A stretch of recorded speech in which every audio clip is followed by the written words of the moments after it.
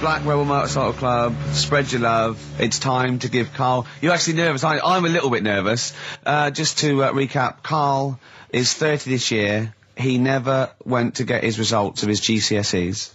So myself and Steve took upon ourselves to phone his school, track them down, and we actually got your results. What did you think you took?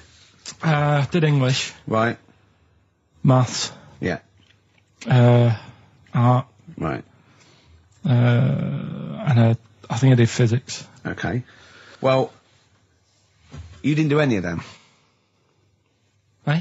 You didn't do any of them. You didn't register. You registered for one exam and took one exam and got results for one exam. So I don't know what you thought you were turning up to, or you weren't registered, or you didn't. You're familiar with the notion of registering for an exam. You have to kind of officially register in order to be eligible. What do you mean, register? I turned up for a couple. Yeah, you can't just show up. You have to register for them. You have to pay this because it costs the school money, so they have had to have paid for you if they thought you were going to pass. You can't just turn up on the day and ask for some paper at the front. I never got a letter telling me that. Well, that's because you were never at school. But you did somehow register or registered for one exam. You registered for history. It's a topic that you've always been interested in. I was saying to Ricky before, World War II, I loved it. Not the actual event. No, the study of it. all the stuff like, you know, about the Anderson shelters and stuff like that. Yeah. And the bombs and that. Mm-hmm. And then when I took it, it had nothing to do with that. It was more about the Tudors. So the Second World War didn't come up? You mean there was no questions about the Anderson shelters? Nothing. That's devastating. So what are you expecting the result to be? Is that seriously? Is that it? Yeah, it's the only one you took and registered. As far as the school is concerned, or certainly in it's the only one that told counts. us. It's the only result. It's the only one that counts. Yeah, you've got... I don't... Did you register for yours? Yeah. Yes. I've got certificates and everything. So what... Do you do that before the exam? Do you have to go somewhere and sign something, or...? Yeah, you don't check your results and then decide if you want to register. It's not like Millionaire, when you look at the question and go, I think I'll take the money. Yeah. You go... No. But anyway, you must have registered for one, or maybe your teacher put you in for it. Well, I didn't do it. They must have been confident. They must have been confident. They must have thought your best bet was history. Right, so... What did they get? You got an E. Which I think, I mean, technically, is a pass. E? It's a bad pass, but there's F, and there's I mean, you're not going to be doing a PhD. You can get an F, right, which is fail, and then a U, which is ungraded. Now, I don't know why the U exists, because F means you failed. U is like them going, you not only failed, but you wasted my time. So... We're annoyed that you took this exam. So you thought they'd register me to get an E? Well, they didn't. Well, they didn't. I think they were hoping. It was rather like you with the lottery. They were hoping for something better than You nothing. see, I assume that the man who registered for that thought he can scrape an E if Anderson shelters come up. Yeah. Well, that's it. You've got... Now, what I'd like to do, Karl, is... I've started your re-education. You've read a book on Rasputin. I'll be asking you a few questions about that later. I've got another book for you to read next week. Next week, I'm not in the mood. What? Not in the mood. Oh, come on. Look, what's that? What does that say? It's that fella, it's the picture of the bloke that he used to use for Citizen Smith. Yeah? Che Guevara. Yeah. Yeah. He was quite happy, I think, when he found out that Robert Lindsay was involved. He went, yeah, of course you can. No worries, yeah. What are your feelings, Carl? What do you think? Are you depressed? I'm just a bit annoyed because I'm sure I turned up for more, so it just wasted me time. Listen, they don't matter. I'm sure you're doing very well. You know, you can educate yourself. GCSEs are merely a step on the ladder to help you, not just for education, but, you know, they're more vocational than anything else. You're doing very well, and you're reading books. Don't worry about it. But can I suggest something? But if you want, I'll pay for you to take history again. Carl, we'd love to see you get a C or above. And well, we're willing I'll pay for you, and I'll get you some books. Right, now listen. We can, look, let's get, I reckon, when are the exams? June? Something like that, yeah. We'll try and register next week, and I reckon you can get an A or B. In history. In history. No, don't worry about it, it's just easy. I get you Brody's notes.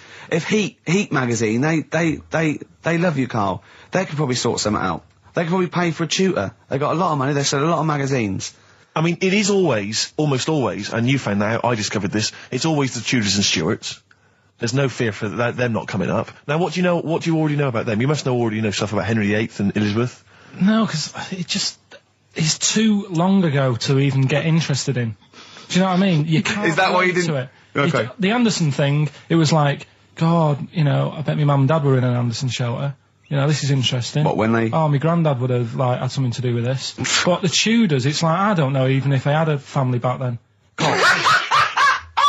Play a record! As you know, I lent Karl, part of his education is historical education. I lent Karl Gladiator, the movie, on DVD, which he watched on his PlayStation 2, and Rasputin. Do you know last week when you gave me this, did you know my result for history? No. That's weird, isn't it? Yep. Now, right, okay, it's the film review. Karl, you just tell it from the heart. Tell us what you thought about the film, what you thought the... Can I just ask, is this the first time you'd seen Gladiator? You'd never seen it before? No. Okay. And what were your thoughts? Okay. The film review. Gladiator. It's alright. Nothing great. It's like an old, sort of an old version of Rocky done in the olden days, really. Right. A bloke fighting other people. Sure. How sort of well known is the story? Do you reckon people know the basics? Well, just very quickly, just do the plot. Quickly. There's a guy called Max. Maximus, yeah. Yeah. There's Caesar, and there's Caesar's kid, and Max goes to war, sort of wins it, comes back. Caesar says, you're good at what you do. I wish my son was as good as you. So I want you to be in charge when I die. His kid finds out, a bit annoyed about it, kills his dad, because he don't want anyone to hear that he said that he wants him to be in charge. Yeah. So his kid gets in charge and thinks, I'll show you. You're not going to be king, I am. You're going to be a slave or something. And then, next thing you see is... Sorry, can I just stop there? My only thought is the film's 3 hours long, so maybe we shouldn't go through the whole plot, right? We've done the first 10 minutes, but Yeah. go on. So, yeah, he's a slave and then... Yeah, but then, that was an interesting bit that I thought, right? I mean, I was watching this with a girlfriend, she was already annoyed because she wanted to watch Friends on E4. Okay. Yeah. It was a good episode as well this week. Was it? Yeah. Don't tell her that. Okay. Right, so she was annoyed and she said, come on then, put it on. And I got it wrong straight away because it says on the back 149, so I thought that was an hour and 49 minutes. It turned out it was 149. No, I thought it was 1 hour 49. Yeah. But it was 149 minutes. Sure. So it overran anyway. By 40 minutes. Yeah. So anyway, the interesting bit was where he was going across the desert on a horse. And I think to show you how long he'd been going across the desert on his horse, he's showing you a shot of the horse's knees and they were bleeding. And I just wondered whether that's what horses do if they run for a long time. Do you know? I don't. Good. Right, so anyway, so he goes on, he keeps going on like this. He's a slave, and then he has a fight at the end with the Caesar's kid, and he kills him. And that's how it ended. Okay, good. What did you think of it? Just generally, what bits... What do you think was wrong with it? Right, well, I've read up on it, and there's already a fact that is wrong. Right.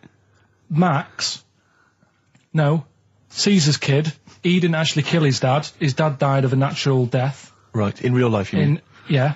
Okay. And, what's Caesar's kid's name? Comedian or something?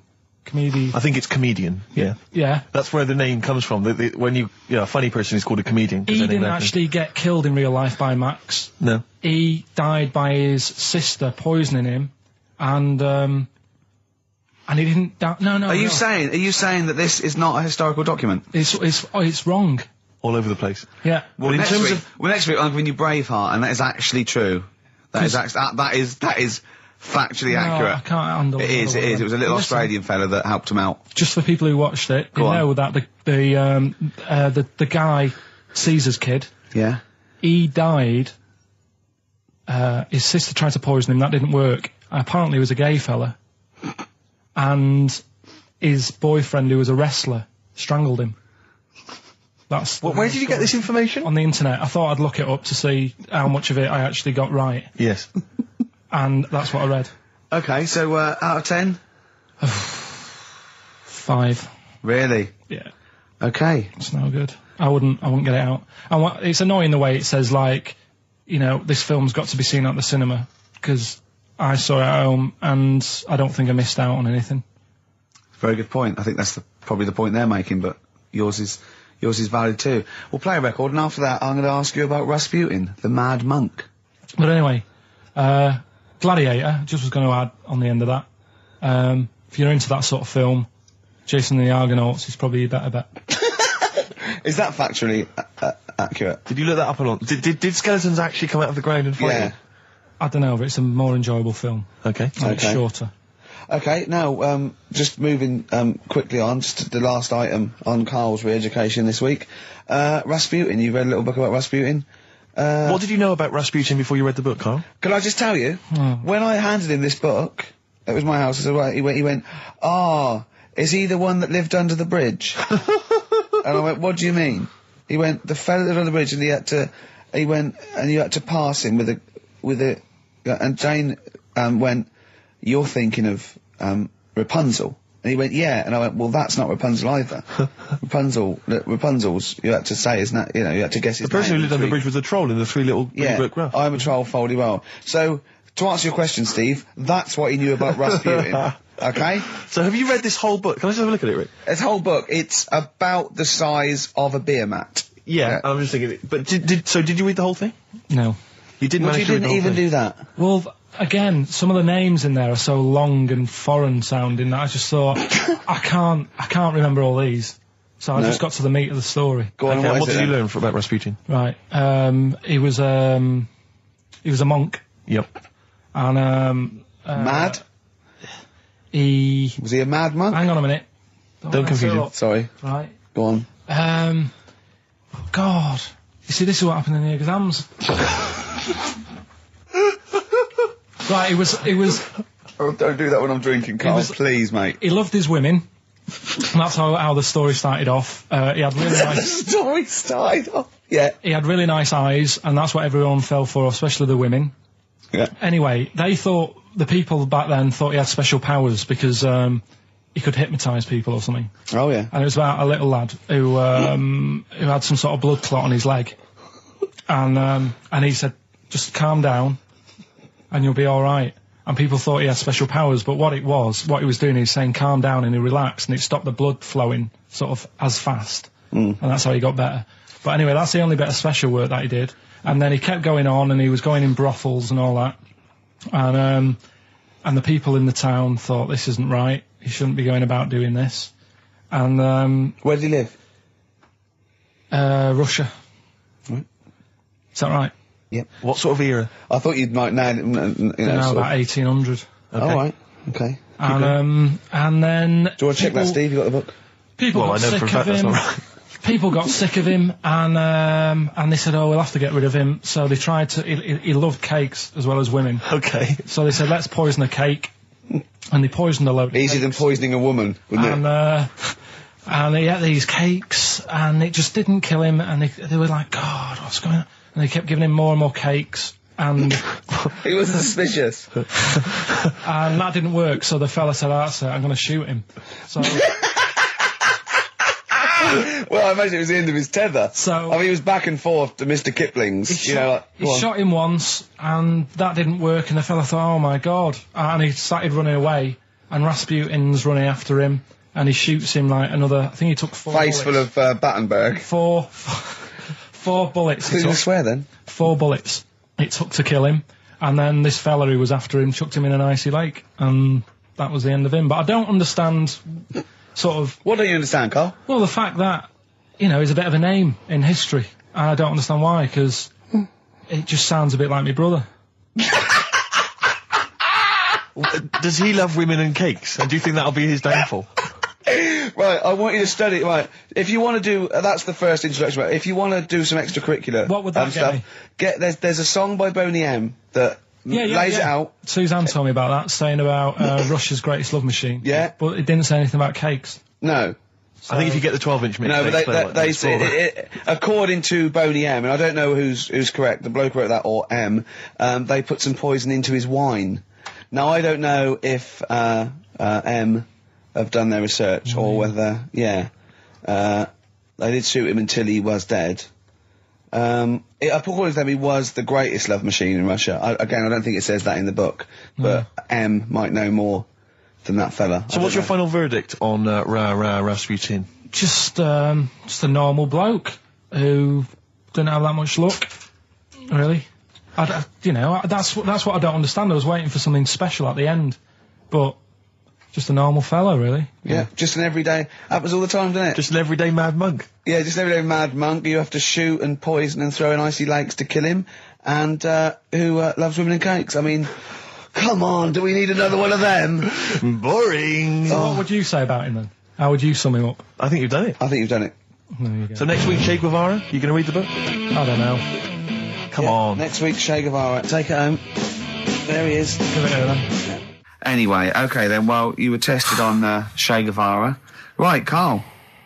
We should just remind people what happened, because This last is a week little series. I've got lots of these little books, right? They're about, like, 2.5 inches long by about, 2 inches wide. Those tiny little things you see in the, sort of on the front counter of Waterstones or Smiths, and it's the Life and Times, a series of all the greats in history. Last week you read about Rasputin. He wasn't impressed. No.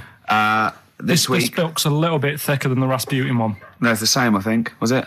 Maybe the writing's Bigger smaller. writing or something.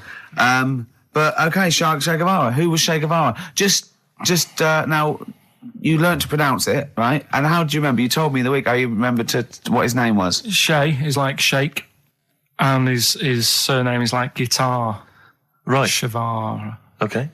But anyway, right. Tell us what you know, and we'll ask. Right. First of all, his name isn't really Che. Right. It was something else, and Che means buddy in wherever he's from, Argentina. Mm-hmm.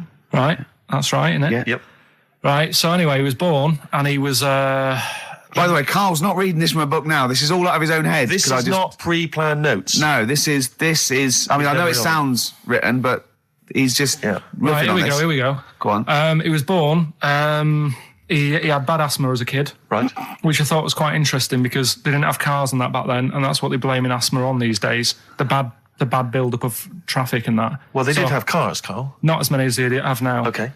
So that was something I picked up early in the story. He had asthma. Yeah. His dad was into he wasn't a politician or anything, but he was, they were into the politics. Sure.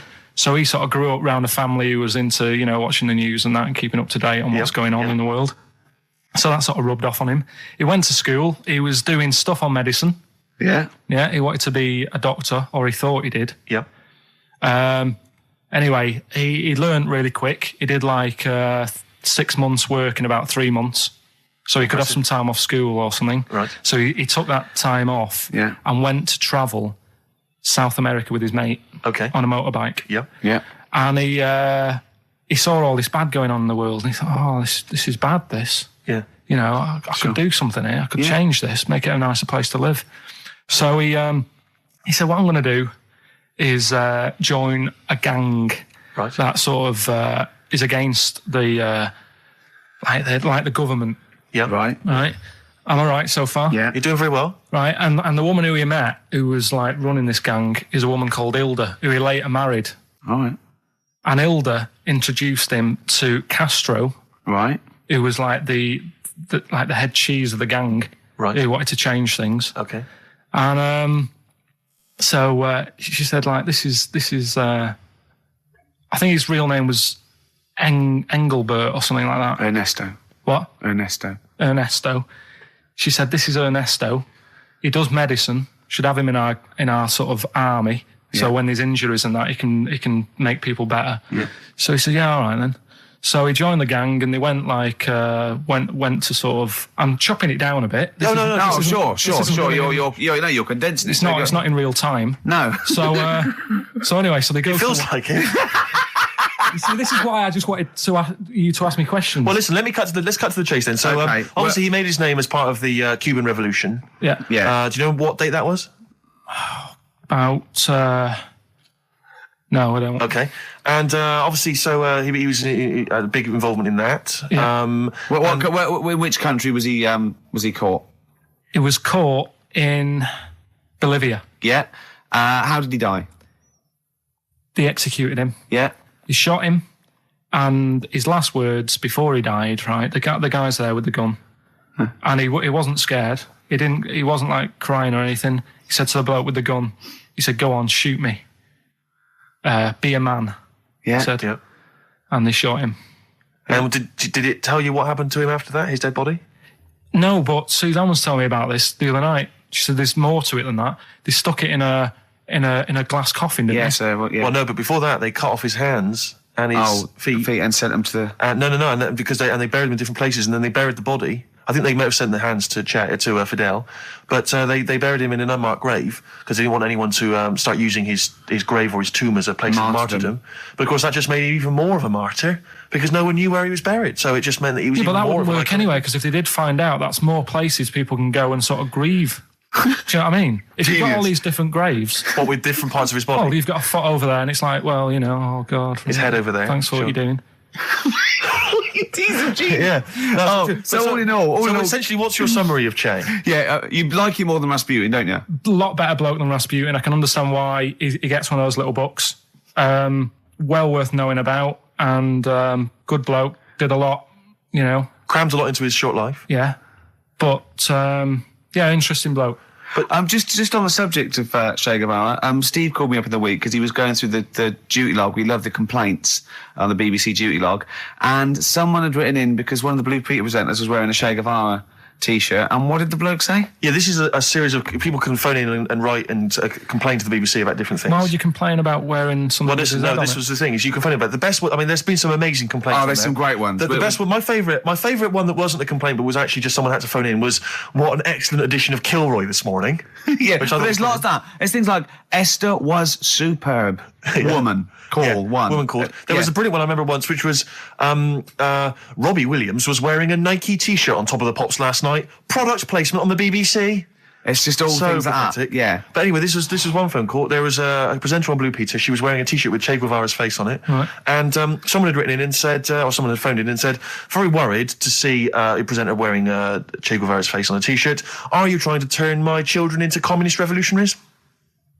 Yeah. Imagine that. Imagine who's thinking that, who's bothering to phone up with that information, Karl. Yeah. Who knows what they're going to say about this show? Yeah. I mean, you've been championing the work of communist revolution. Luckily, no one listening to this show can either write or operate a phone. So I think we're pretty safe. So thumbs up for Che Guevara. Yeah. Well done to Karl there. Yeah, no, I thought it was I did brilliant. all right, didn't I? But the thing is, you keep saying to us you don't understand why history is interesting, and yet you're clearly interested by that. You remembered that Karl, information. I've got another. Yeah. I've got a few in the series. Can I give you your next week's homework? Go on. There you go. Oh. Read it out. Hitler, the life and times of Hitler. 1889 to 1945. Yeah. Do you know much about him? What was the significance of that last date? Why did he? What was that last date, Karl? Why do you think he died in 1945? End of the war. Yeah. Which I'm interested in. So this will have stuff about Anderson shelters and that. It might not be covered in the Hitler biography, the Anderson shelter, but check if there's a special Anderson chapter, Anderson shelter chapter. Well, I'll look forward to this. Be interesting. Powdered Egg is page 4. Yeah. Excellent. Well, we're going to play a hip-hop. Yeah, it's time for a hip-hop hooray. People are absolutely in love with this feature, Rick, as you well know, and I know you're somewhat jealous of it. Yeah. This week, I know that Outkast are currently on the playlist, aren't they, with their new single, Whole of the World? Is that the whole world? Anyway, this is a track from the big compilation, Outkast. It's just a sort of compilation of all their greatest hits. And this is a good one. It's called Rosa Parks. Play it, Karl. From their greatest hits album, that's Outkast, and a track called Rosa Parks. Like it. Yeah, enjoy it. Now, we just had a call from someone impressed by Karl, and Karl's very pleased because this guy has actually done a PhD on Che Guevara.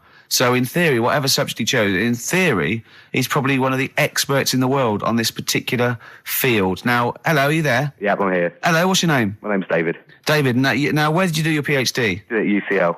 Did it at UCL, mild college. And what was the actual title of the PhD? It was Che Guevara's influence on class struggle in Europe in the 60s.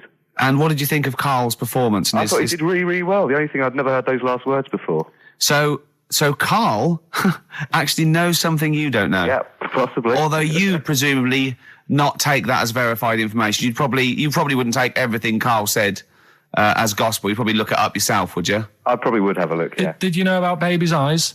Sorry? Did you know that babies' eyes don't grow? I didn't know that. You see, that's why you shouldn't take things Karl says as gospel, because it'll come out with something, vaguely intelligent, and then say, did you know about babies' eyes don't grow? Any questions that you'd want to test Karl on? Any thoughts, any things he missed there on the history of Che Guevara? I think he did really well, and I think he should be congratulated. Because Karl has problems with understanding why people are interested in history, and even though he's been reading these books, he keeps saying, "Why does anyone care about history? Why is it important?" What would you say to Karl? I think he should maybe then look at who Che Guevara did influence and why he still influences people today. Yeah. Well, he knows that he influenced Citizen Smith, and he knows that if McDonald's ever wanted to swap Ronald McDonald for Che Guevara, it would cost him an awful lot of money. So he is trying to apply it to the modern world. He is having a go. Well, maybe you should think like why Rage Against the Machine have him on their T-shirts. Good point, Karl. Why do you think of that? Why do you think they have him on the T-shirts, Karl? I don't know, maybe that was the design of the T-shirt. Maybe they wanted another T-shirt. Maybe they wanted Ronald McDonald. But didn't have any in. Sure. And they said, we'll have that one there then. Well, thanks very much. Just before you go, do you think Karl would be an interesting subject for a PhD? Yeah, very much so, yeah. Okay, well, if you're not... Well, hopefully one day you'll become a professor and you can maybe set that as some coursework. I could do, yeah. Karl Pilkington. Imagine that. Cheers, Dave. I'm having an MA in Karl Pilkington. Thanks very much, Dave. Okay, bye. Cheers, bye. That's good. My teachers never did that. What, encouraged you in that way? Never said well done. So, Really? Yeah. But you never showed up. Yeah, you had to be in the same room, They were really. too busy saying, "Who are you?" yeah. No, but Mrs. Matthews, me head teacher. Oh, let's not lay into Matthews again. She's always getting us. Not Well, Matty she Matthews. said Not I'd never- Grimble Matty Matthews. we I'd used to call never her. be a high flyer. If she could see you now. What did she say? You'll never be a high flyer? She said that to me, mum and dad. Really? On a parents' evening. And that was after I'd played the drums in Little Donkey. She clearly didn't know what she was talking about. Table 60. Lisa Tarbuck. That's Corner Shop. Lessons learned from Rocky 1 to Rocky. I love that guitar. That's great. It's real glam rock. That's T-Rex and Bowie. I was going to play some from Ziggy Stardust today, but instead I brought in a different album. I want to play a bit of Bowie. Is that all right? Oh, of course, yeah, always. Yeah, bit of Beatles. Still to come up, by the way. With the education of Karl, last week he did Che Guevara. He did very well. Before that, the week before that, he learned all about Rasputin, didn't you? And this week you've been studying Hitler, haven't you? How does that go? How do you reckon that? It's a bit tough. Okay. I'll give you the full story later, Steve. Do you know much about him? No. So, they're all linked. All these stories I've been reading, they've all got a similar sort of thing going through them. They have a bit of a tough upbringing. Things aren't going well, and they seem to take it out on other people. Okay. But I'll tell you more later. Okay. Yeah, I don't think you can... I don't think Hitler and Che Guevara... It's the same thing. Che Guevara, when he was a kid, had like asthma. Right? He wasn't an happy kid. Hitler, he only had one ball. Well, I was trying to find about that. Yeah, seriously, he phoned me up in the week. I said, "How's it going?" He went, "I've skimmed it. I've just skimmed it. I was looking for the testicle thing. Now I don't know if they left that out or it's not true." Right. He was trying to look up that Hitler has only got one ball. I think they only did it to wind him up. Because it's like, you might be taking over the world, but we're all saying you've only got one testicle. Sure. And it's Did you look in the index and it's sort of Hitler, Adolf, family life, early childhood, testicles? Testicles, absence of. Sort of skimmed through because One of. Mother, brackets other. Yeah. Albert Hall. Yeah. the only thing I could find was at one point in like when he was trying to run the place, there was a meeting going on. And somebody had put a bag in the meeting room and it blew up. Yeah, and I'm the wondering table whether it was under the table. Yeah, but... What, you're wondering if it it blew a testicle? It was. The testicle was under the table. No, the bag blew off the ball. No, the ball sack was probably hanging below the protective top, and so that's where he could have lost. But why would he have only just lost the one? Because The way he was sitting. Cross-legged or something? Sure. Sure. Okay. Well, I mean, again. Last week we had a Che Guevara expert who phoned up. Maybe they could. Maybe there's a Hitler expert this time who could maybe phone up and confirm the testicle theory. XFM 104.9. Sorry, I was going to back announce that track and just mention it was Elliott Smith and the track "Son of Sam." Well, I think I'd just better ask Karl a couple of quick questions about Hitler. then we can get on with our lives. Okay, we can tick that particular box. Yeah, yeah. Okay, Carl. Put that particular dictator to bed. It's week 3 of his education. You've nailed Rasputin and Che Guevara. I don't want to lose complete sight of those. I'll maybe ask you a couple of those in the week just to so you keep your mind on it. But Hitler. Tell us the story. What have you learned? Do you want to ask some questions? No, not really. Just sum it up in a minute. What do you Can't do it in a minute. Well, can I ask some questions then? Where was he born? Austria. Tell us about his early life. Right, he was a young lad. Brilliant. What in his early life? Okay. Yeah. What's the name? His mum was his dad's second cousin, which is a bit weird. Yeah, that is weird. They had 5 kids. He's going, it's usually first cousin where I come from. Oh, that's unfair, isn't it? Jeez. There's no need for that. There was 5 kids, but only 2 of them, including Hitler, including him and his sister survived. The others died at an early age. Okay. Right. Anyway, so they grew up, and the mum died and the dad died and that, and he thought, what am I going to do? Because he didn't do well at school, didn't have many qualifications. No. He liked art. Did he have a GCSE in history? Liked art, right? And then, so he said, right, I'm going to go to Munich. I missed a bit out, actually. Jewish people were in Austria. He didn't really like them. Okay. He thought they got, special treatments and stuff, and just didn't like them. So he went to Munich, and he joined the army. Right. Yeah? Yeah. And he was in the army, and he got injured. Right. So he went to hospital, and whilst he was in hospital, the World War I ended, and he was like, oh, God, I want to... I was enjoying that. Yeah, so...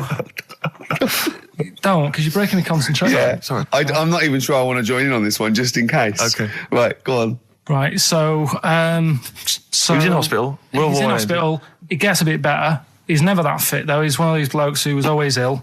That was on something like 30 tablets a day or something. Comes out of there, joins some other army. Right. God, I knew it all this morning.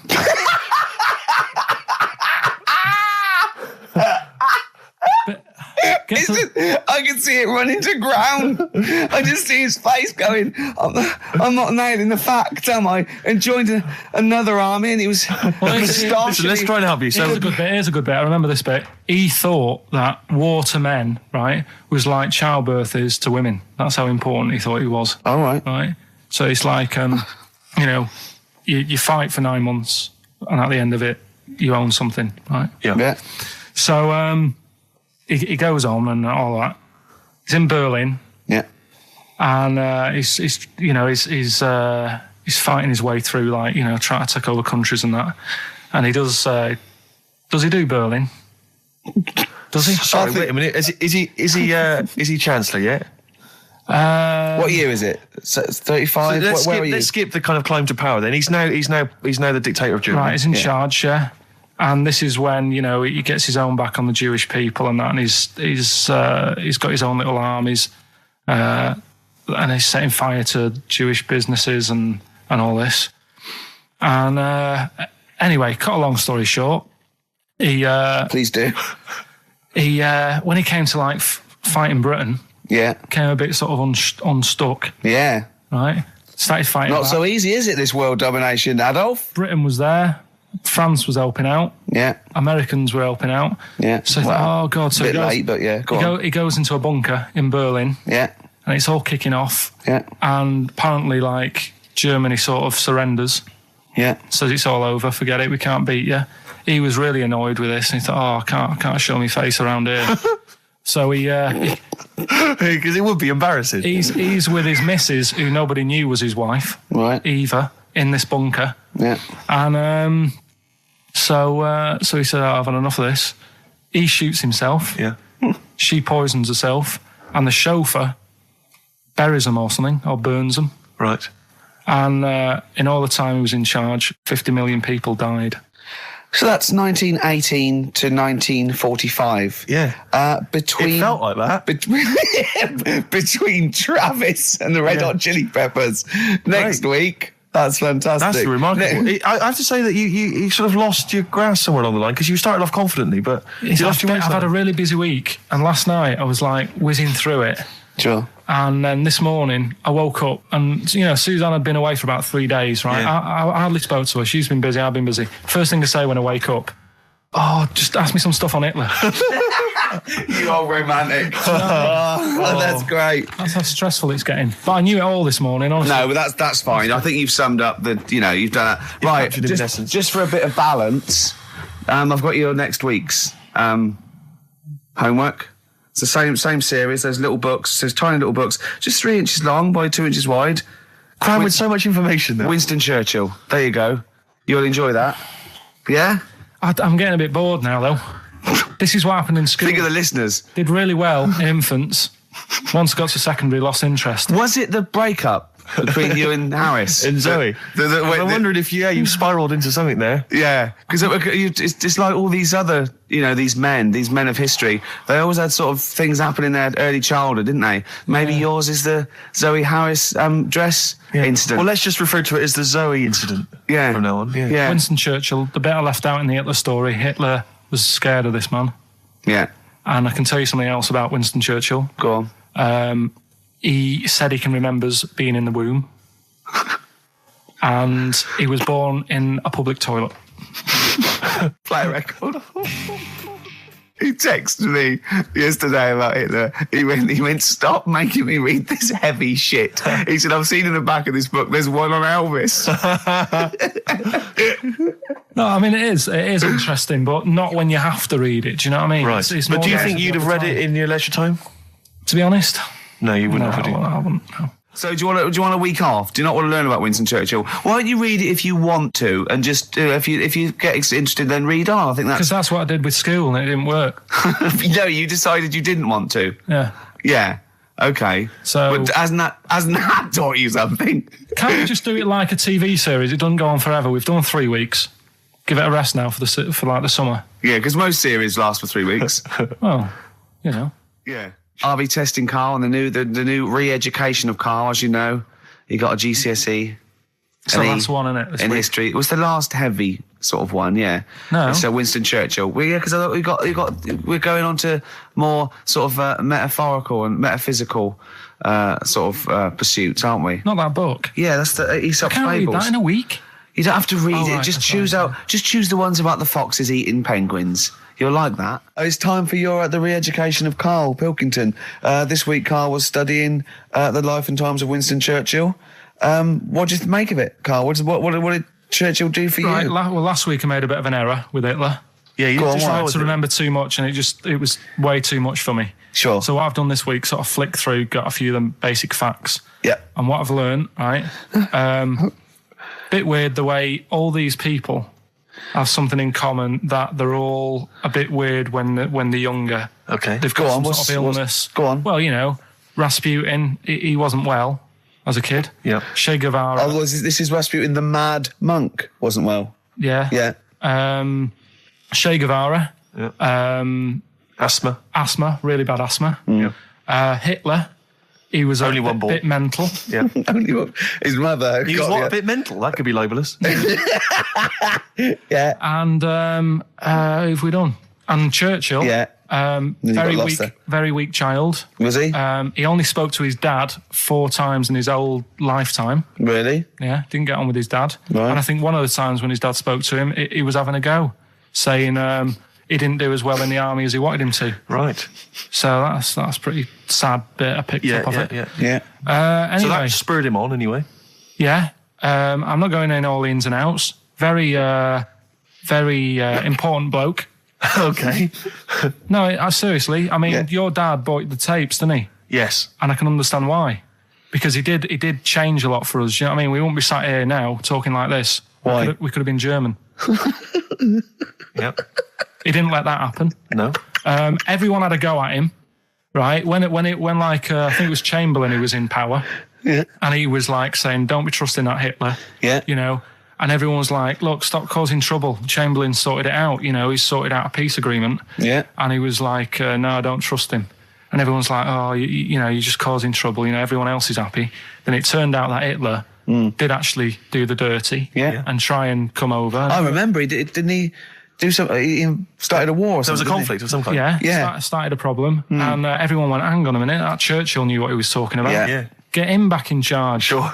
And they got him in, and Hitler was scared of him because he knew that he wasn't going to be having any lies or anything. He couldn't try it on with Churchill. Yeah, especially when he was a little bit pissed up and coked and with a big cigar.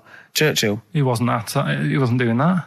I think a lot were during the war, in the war cabinet. I think they had to have things to keep him awake all night and stuff. And he certainly liked a brandy. Rick, Winston Churchill was coked up, was he? I mean, sorry, this is something I wasn't aware of. If there are any historians listening, if I'm wrong, I'm Was that very in the sorry. World at War? No, I don't Winston think Churchill so. was Any historians or experts on war? Did Churchill and not some of the other people during I think the First and Second World War take a little bit of cocaine? So when he said that, Doctors certainly used to. Hitler liked cakes. Would they be like the funny sort of cakes? No, he probably did like a little bit of Madeira cake. Right. Yeah, that's probably nothing like that. Sorry, carry on. So anyway, He beat the Bosch. yeah, did all that. Oh, that's steady on. His personal life's nothing to do with it. And the most amazing bit is, right, he wasn't fit, and he had a couple of Well, strokes. he's a good-looking bloke in many ways. Well, he had a couple of strokes, but he had a stroke on, say... We've had that. He beat the Bosch. He we've liked to talked have a about couple of beating the strokes. Bosch, yeah. Let's not get into innuendo, Carl. It's stupid. Right, say he had like a stroke on a Tuesday. He was up and fighting again on a Wednesday. Really? He was a strong bloke. Yeah. And then he died at about the age of 86 or something. He's a good lad, wasn't he? He was really good. Yeah. Is he the one you favour most of all the I'd ones say you've out of all... I mean, Rasputin, I don't understand why he got... Like I said, I don't know why they made a book on him. No. He just didn't deserve it. No. Che Guevara, he had his time, I suppose, and did a bit good for certain people. Sure. Sorted Cuba out. Doesn't really affect me. No. Hitler, I mean, enough said. Yeah. Bad bloke. Churchill sorted it all out. Yeah. And like I So said, your favourite out of the four of them, the of all those four, is Churchill. yeah. I think he's Brilliant. Brilliant. I agree. I agree with you, I think. What I love with your kind of sort of summary of these people's incredible lives is the way that it's almost like I remember in Lookin' magazine. I don't remember Lookin'. It was the Junior I TV remember Times. Lookin'. They used to have half a page, which was a comic strip, summarising someone's life. You might have, say, 5 Star, the story of 5 Star. Yeah. Johnny Mango called in again. He's become our sort of official researcher on this show.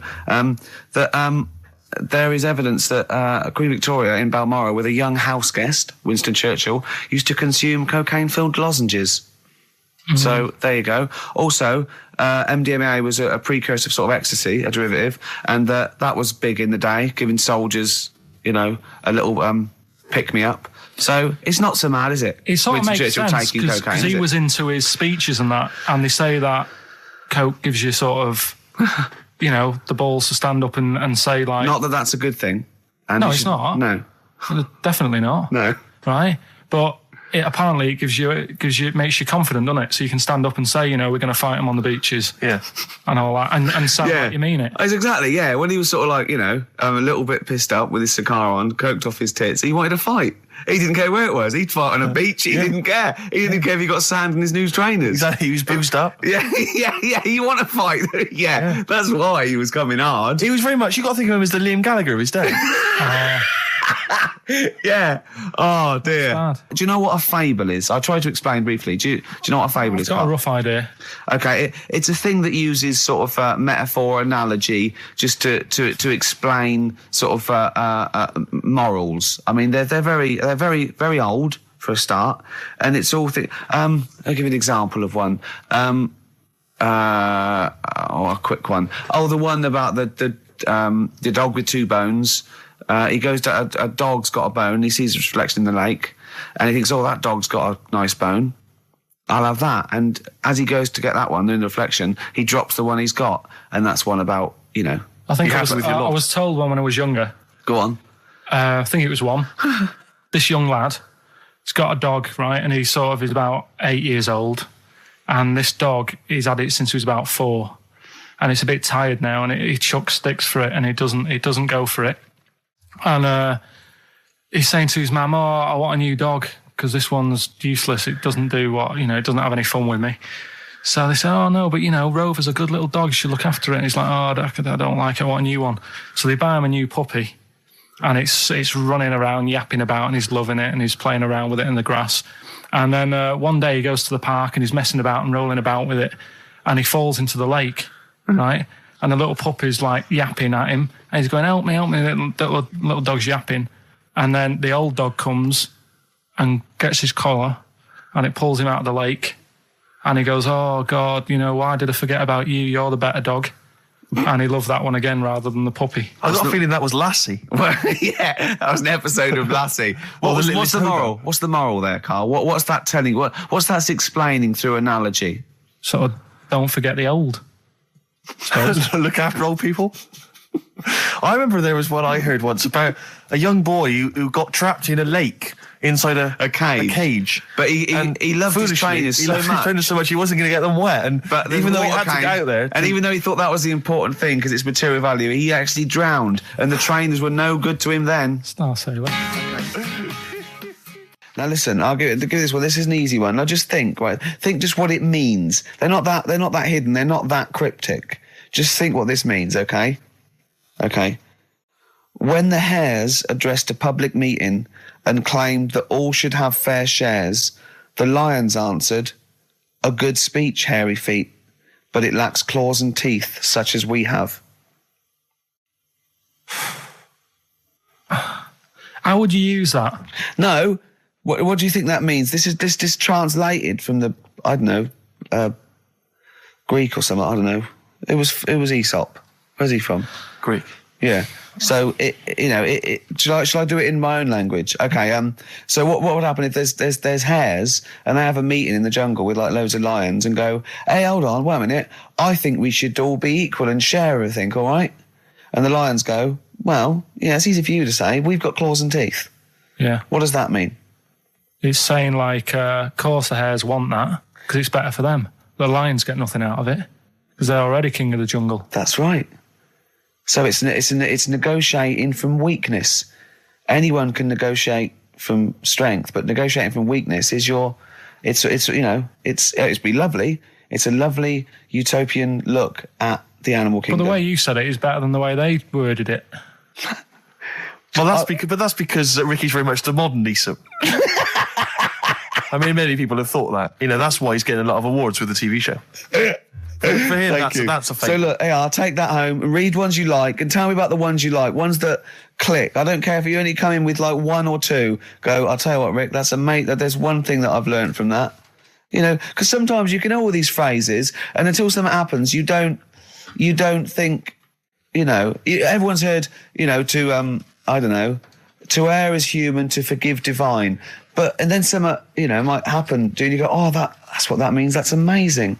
Well, you were studying Aesop's fables, weren't you, this week? Now, I'm going to be very liberal here and let you talk about it. It's not a test. I'm not, hey, man, just like chill out. I'm not this like rigid sort of, box in society. Just tell us your views. Just tell us your vibe on Aesop. Tell us something. What have you learned from these fables? He made a bit of money out of something that's quite simple. I don't know if he did make any money out of it. I mean, I think it was published like thousands of years after his death, but go on. Yeah, they're just little stories. I mean, enjoyed them. Yeah. Didn't learn anything from them. Okay. Or did you see? Because it's teaching through sort of like metaphor and analogy, and maybe it all seeps in and it's all subliminal, and maybe in a way your subconscious is teaching you. No, it's silly, Ricky, it's silly. If the stories were done in like a real way, that there's like a man and a woman, and it's a little story that something happened to them in life, then you learn something. But it's all about, a gorilla and a fox are walking through the woods. How often does that happen? Sure. So you're saying if it was more like if it was more true to life, if it was more like, maybe if it was maybe more like yours. real stories, like a kid on his grifter and a magpie pecking at his head, or two frog boys with webbed hands. I mean, if it was real stories from real life that people could believe, actually happened, maybe it would teach us something. But why not do that? Like take a real situation, say like the So Solid Crew guy, yes, going down for carrying a gun. Use that in some way. Do you know what I mean? As a warning, maybe about carrying guns? What about something like if you carry guns and that is illegal, you could have some sort of punishment? Yeah, that's Good. So Good, that's what you it doesn't mean, bother yeah. you then that the fact that these fables have been used for many, many generations to educate maybe young children or even older people, the fact that they've served a brilliant function and they've become classics, that doesn't bother you? You've seen through them? Well, they don't always work. Okay. When I was out with Rick the other day, he brought one up. I told him the one about the two mice, the industrious mouse, who throughout the summer he would be storing berries, nuts and berries, and he'd be storing it, and the other mice would just be eating off the trees and running around and having a laugh. And I go, well, you're going to become hungry. He goes, oh, I'll worry about that when it comes to it. And they'd do that, and he'd be storing his nuts and berries, and autumn came, and the mouse was still playing and not doing anything. And then winter came, and the silly mouse was like shivering, and he went and knocked on the mouse's door and went, I'm freezing and I'm starving. And the clever mouse said, well, I told you, didn't I? You know, you should have been storing your nuts through winter like I did. Come in and share mine. You know. And what did you say, Karl? Well, and the moral of that is whatever. Yeah, you know, sort of, you know, just be careful. But my thing is that it's not very good, because the moral of that is do what you want, and there's always a do-gooder, a share there. Yeah, So, sure. Yeah.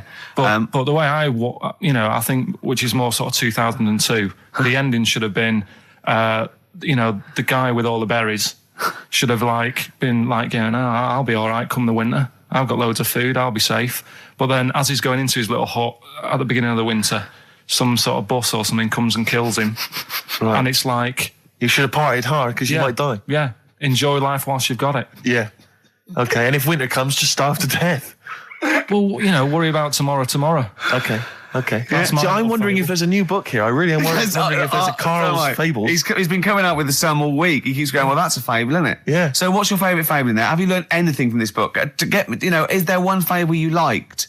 Yeah, I mean, What did you like? they're all right. What did you like? You've thrown it on me now there. Didn't you like one about a crab, you said? No, that was the one about messing about on a cliff edge or something. Don't mess about on a cliff edge. Well, What was that? I don't know. There's not many around here, so I didn't take much interest in that one. You know what I mean? God. Um, I'm doing my best here. I'm don't dying. remember any? here's one. Go Yeah, on. here's one that was quite nice. There was a belly, like your stomach. Yeah. And it's this belly on a pair of legs. And the legs was saying, I'm more important than you because I carry you around. And the belly said, yeah, but, if it weren't for me holding all this food, you wouldn't have the energy to walk around. Yeah. And that means, rather than working on your own, it's best to work in a team. Yeah. So, Well, the one similar to that I was taught when I was little was a vision of heaven and hell, and it went down to hell, and in hell, right, there was these people had 20-foot long chopsticks, yeah. and they were eating their food, and they couldn't get the chopsticks into the food and get it round to their mouth because they were just too long. Right. Right, that was hell. And in heaven, they had exactly the same thing, but they were feeding each other. What? Right. You don't like Chinese food? Is that what you're thinking? Is that what your concern is, Karl? No, I'm just... The one I remember, I can't remember the ending of it. It's about two nuns in a bath. Yeah, I know. I can't remember what it is. Yeah, Do you remember that's that it, one? yeah. Or are they on a bike? Maybe? That's two adventures. It's the same nuns, but they go to all sorts of adventures. They're normally quite erotic adventures. Well, they are, but there was one when they're driving down a cobbled street, I remember. Go on. And then there's the other... Then, of course, Whalebones on XFM 104.9. I'm Ricky Gervais. With me, Steve Merchant, Hello and there. Karl. Well, Karl, I really don't think you got your teeth into the fables, really. I don't think you... There wasn't anything to learn. I read a couple, thought, yeah, that's all right, and put it down again. There wasn't anything to learn. It was all stuff I knew already, but made up with nice little foxes and bears and stuff. So, Yeah. But that one about, that one we spoke about, when the hares are going, we should share all our food, and the lion said, that's a good argument, but it hasn't got the teeth and claws that we've got. That's lovely, because it's sort of that's an indictment on sort of, you could say it's an anti-equality almost. You could get really sort of deep into that. You know what I mean? You could... No? Big All right. philosophical ideas in a nutshell. Not interesting? no, not really. Okay. Okay, then. Well, you're going to hate this then. I've brought in the concise Oxford Dictionary of Quotations. Now, just look at some of your favourites. I'd suggest going straight to things like Wilde or Newton or Churchill or You're a big fan of Keats. Churchill. Yeah. like- Oh he's well, alright. he's the boy. Yeah. Like, well, okay. Let's go through that old Kramer. Blah, blah. Newton. Right. Right. Here's a famous one. Okay. This is Isaac Newton. If I have seen further, it is by standing on the shoulders of giants. Do you like that one? So there's a meaning in it. Yeah. Yeah. Well, he hasn't actually stood on the shoulders of giants. So remember, he's an amazing inventor and mathematician, and he discovered the incredible laws of the universe. And he's saying, yeah, If you want a good view, move into a multi-story. he's saying, right? He's saying, if I have seen further than the people, and he's being modest here, it's because I've stood on the shoulders of giants to get that view. If it weren't for all the people that have come before him with their great insight and knowledge, he wouldn't have seen what he's seen. He's taken his learning, isn't it? Those people have given Why him just say that? Instead of making up. That's what I've got a problem with. People don't say what they mean. poetry, art, and In life, though, people never say what they actually mean. And, there's loads of books on it. I don't know. But the point is that he's just summarised quite a tricky idea beautifully. It's in a sentence. beautiful. That gets into you much deeper than just the words, just the literal words. You know what I mean? One of my favourites is from an American novelist, and the quote is talking about the subject of fame and being famous. Yeah. Fame is a mask that eats into the face. Don't you think that's amazing? Meaning. Well, meaning that fame is something that is artificial, that you wear initially, you become famous, but it's ethereal, it's nothing, it's intangible, it's just an artifice. But if you stay famous long enough, you begin to think that mask you're wearing is really your real face, so that you begin to, think that you are more than you perhaps are. Do you see what I mean? In the way that fame and power can corrupt. I know who said that. It's an American novelist, I forget his name. Yeah, it's all right. Yeah, there's something in that. Yeah. Okay. Pick another one, right? Let's have a look. Bernard Shaw, he's no slouch. I think maybe when you take this book of quotations home, Karl, you should maybe just draw up maybe a list of 3 or 4 of your favourites and tell them next week. I want to do Shaw and Wilde. I look at Shakespeare as well. He's. What, are you a fan of Shakespeare? No. Go on. What's your problem with it? Just the way they speak. I can't follow it. Yeah. Yeah. Do you like West Side Story? It's really old as well. I can't relate to it. It's like years and years ago, isn't it? That's why I like Churchill. Because 1940s. Yeah. Not long Look at ago. this. This is Shaw. Okay. There are 2 tragedies in life. One is not to get your heart's desire. The other is to get it. Again, how would you see that in your little? Well, that's one homework then. I'll mark that. That's your homework. You got to work that out. You've got to tell me what you think of it. Say again? Don't ask Suzanne. It's there. All right. There are 2 tragedies in life. One is not to get your heart's desire. The other is to get it. Okay? Take that home with you. And we'll be hearing Karl come up with some amazing quotations next week. Yeah, pick out your favourites. Well, just read that book anyway. Can I just say it? This is one of a beautiful. It's Keats, right? What do you think of this? A thing of beauty is a joy forever. Its loveliness increases. It will never pass into nothingness. See, this is just like how it was at school now.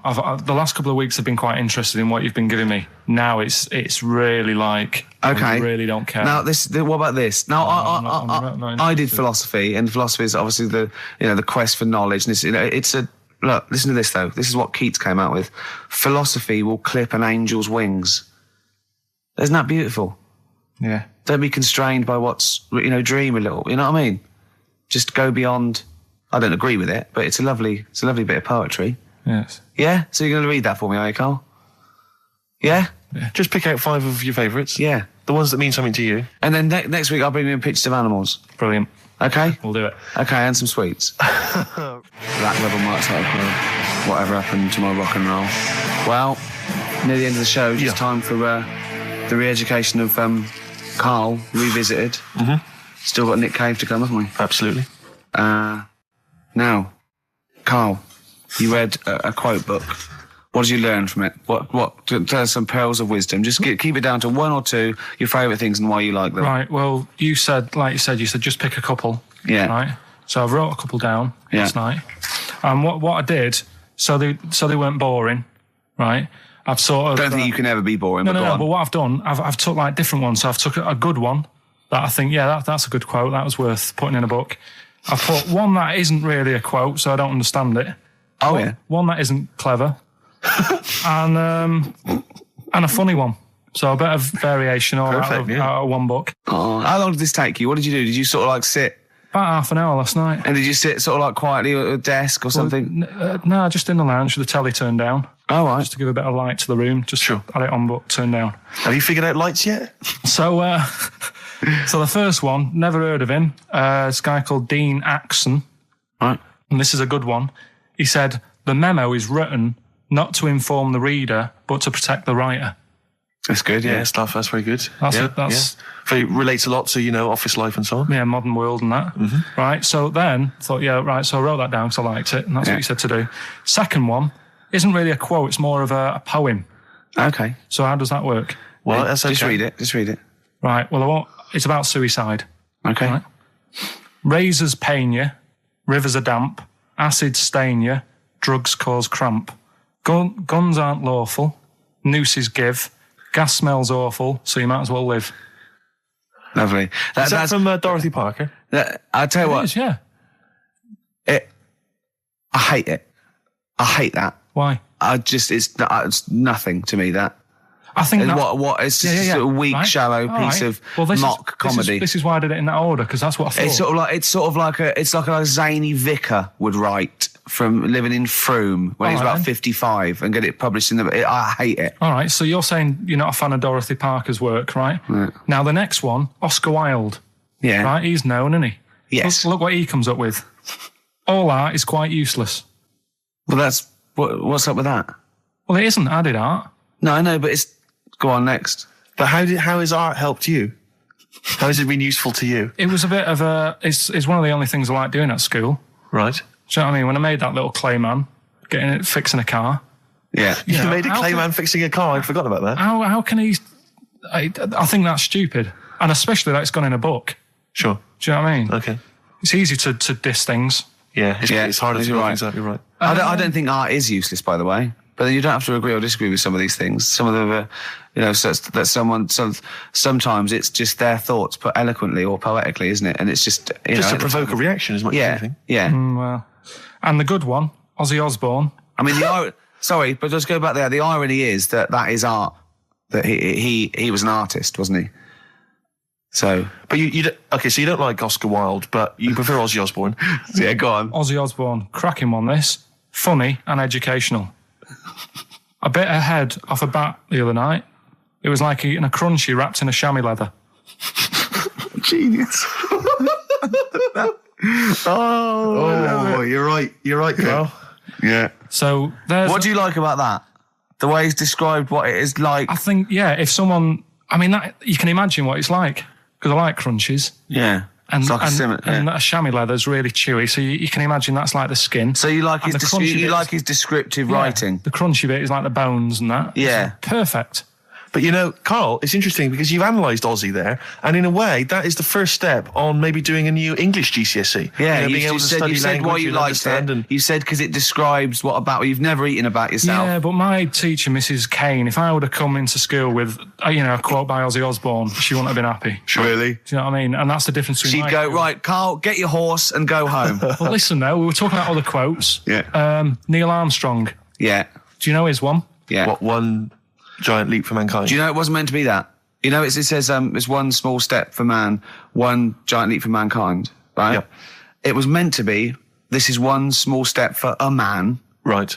I.e. me, the individual, on a microcosmic level, one giant leap for mankind. And he mucked it up, because if you say this is one small step for man, one giant leap for mankind, man there means mankind. I know, it's embarrassing. So you shouldn't give people, he's not a trained actor. That's true. He's more of an astronaut, to be honest. He won any awards, Rick? No, there are no awards. Is he BAFTA nominated? Don't think so. But listen, right, he said another quote as he got back into the rocket. Have you heard about it? Go on. We run out of time, and I'm just wondering whether it's worth saving as a bit of a teaser for next week. What did Neil Armstrong say as he got back into the rocket? Yeah. Is it going to be away? Something like, that was boring, wasn't it? The mic's not still on, is it? Yeah. They're not still listening. Well, that's what I was saying to you. He could have said that, and it would have That's still not gone down. cheese. it would have still gone down as an amazing quote, wouldn't it? Well, listen, I think you should save it, Carl. So I was meant to go first. No, I'll tell you what we'll do, Carl. We'll squeeze it in before the end of the show, because, Ricky, you got to play your song for the lovers. Oh, you should play this. I don't think we'll fit it in. We might have to save it. Don't worry, we'll see what we can do. Well, next week, by the way, you've got happiness quotations, a collection of thoughtful words and beautiful paintings. I'll just give you an example of one. Happiness is a perfume you cannot pour on others without getting a few drops on yourself. Lovely that, isn't it? Brilliant. You can't be happy with that. This is Nick Cave and the Bad Seed from the Boatman's Call. It's a beautiful song. Any song that starts off, I don't believe in an interventionist God is all right by me. And this is Into My Arms. Nick Cave and the Bad Seeds, Into My Arms. Well, that's it. We've run out of time. We have indeed. So no time for Karl's quote. That'll have to come next week. Yeah, we'll save that for next time. Armstrong. Well, I hope you enjoyed it. Goodbye. All right, Rick. Come on, I'm sounding a bit chirpier. It's not that depressing. Well, yeah. Sports next. You know how excited you are? Go on. You love the sport, do you?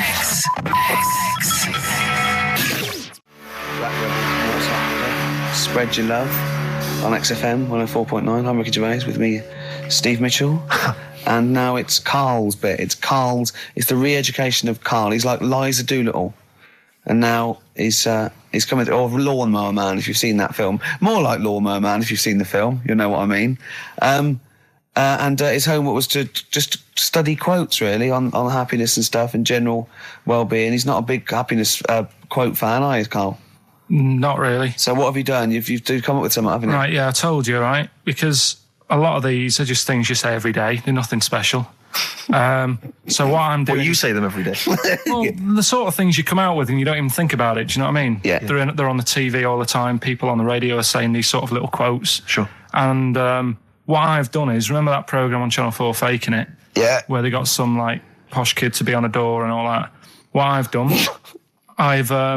Imagine if that was the pitch for the show. Dear Channel 4. Just going to get a posh kid on a door or something? Yeah. Yours Come sincerely, in. Karl. Come in. Yeah. TV producer. Yeah, go on. So what I've done, this little book of quotes, happiness quotes, I've picked two that are real. Okay. And I've made one up. Right? And we've got a guess. And you got to guess. Okay, then. Go on. Well, I'll tell you what, Rick, why don't we, when we've heard them, we won't confer. No. You'll write down yours, A, B, or C, and I'll write down mine, and we'll see how it Okay, works. Karl, off you go. Right, and just because I'm looking at this book, it doesn't mean I'm actually reading. No, I know. Don't worry, no. we're clever. No, we know. We can't see yet. Can I call my bluff? Yeah, go on then. Nothing is worth more than this day. Okay. Yeah. Yeah? All right. Yeah. The way I see it.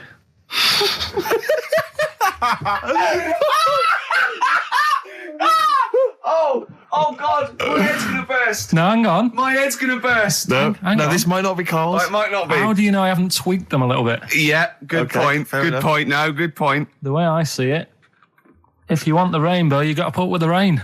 Yeah, okay. All right? All right, yeah. Okay, hang on. It's not here. Come on. Cat food. Cat food, come on. It stinks a bit. But if you don't put up with the smell, the little kitten will die. Steve, I don't know what to say. I don't know what to say. Imagine this in faking it. Imagine their faces when he says that, and they're going, "Oh my God." Oh. Karl, play a song, mate. We'll have to confer on this one. Hi, Blair. Well, that's just amazing, Karl. Just read them again. Two were real, one was fake. Go on in. Right. First one.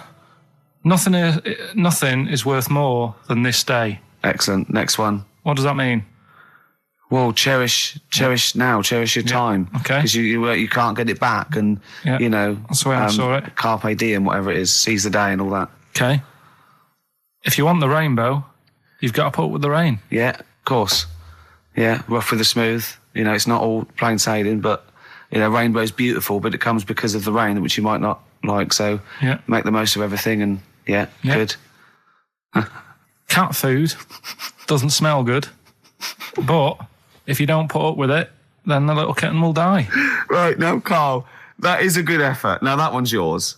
I mean, obviously, right? Right. Right, no, but it's a good effort, right? I mean, it slipped seamlessly into the others. Yeah. I don't think it didn't. No, but it's good. I mean, we knew it was that one. But what I will say is, it's good. But what you don't know, maybe subconsciously, is, I mean, it's very similar to the putting up with the rain and the rainbow. But that's good. Why do you think that? Well, what does mine mean? Well, even though it smells bad, it's good for something. Right. So I didn't look at it like that. What did you look at? I kind of thought... Was yours more specifically about cat food, generally? Because normally it's an analogy. Yeah, or a metaphor for something, much bigger. Well, no, the way I mean, Dolly Parton, who I think did the rainbow rain thing, she wasn't specifically concerned about weather conditions. No. It was a sort of general idea. Yeah, it was all about life. Yeah. Well, that's what I've done. Go on. I've used an everyday thing. Yeah. And put it with today's problems, right? Go on. So, my girlfriend, she might like to go shopping for clothes. I hate it. Right. But because I love her, I put up with it. Ah, that's nice. Yeah? Yeah. So, you love that little kitten. You can't stand the smell of the stuff you got to feed it. But because you love it, you go, well, I'll put up with this just for a few minutes and then I can, squeeze its head later and give it a little... Sorry. Can we go back? Stroke its head and stuff. Oh, right. Yeah. Sorry, it was a bit of a slip, was it? Squeeze its little head. No, Yeah. Well, that's just the thing that I do with cats. Put it in a bag and drown it in a lake. I can feed it and then I can throw it against the wall. Exactly. So you didn't see it like that, did you? No, that's very good. So it's about love, is it? It's about putting up with the bad things for something you love. Yeah. Well, that's nice. But Karl, you seem now to be convinced and rather smug that you've tricked us and that you've fooled us and that we didn't understand it. Well, I say that's your fault, not ours. No, it's not, though. I mean, look, that man in Forrest Gump, he was a bit of a nutter.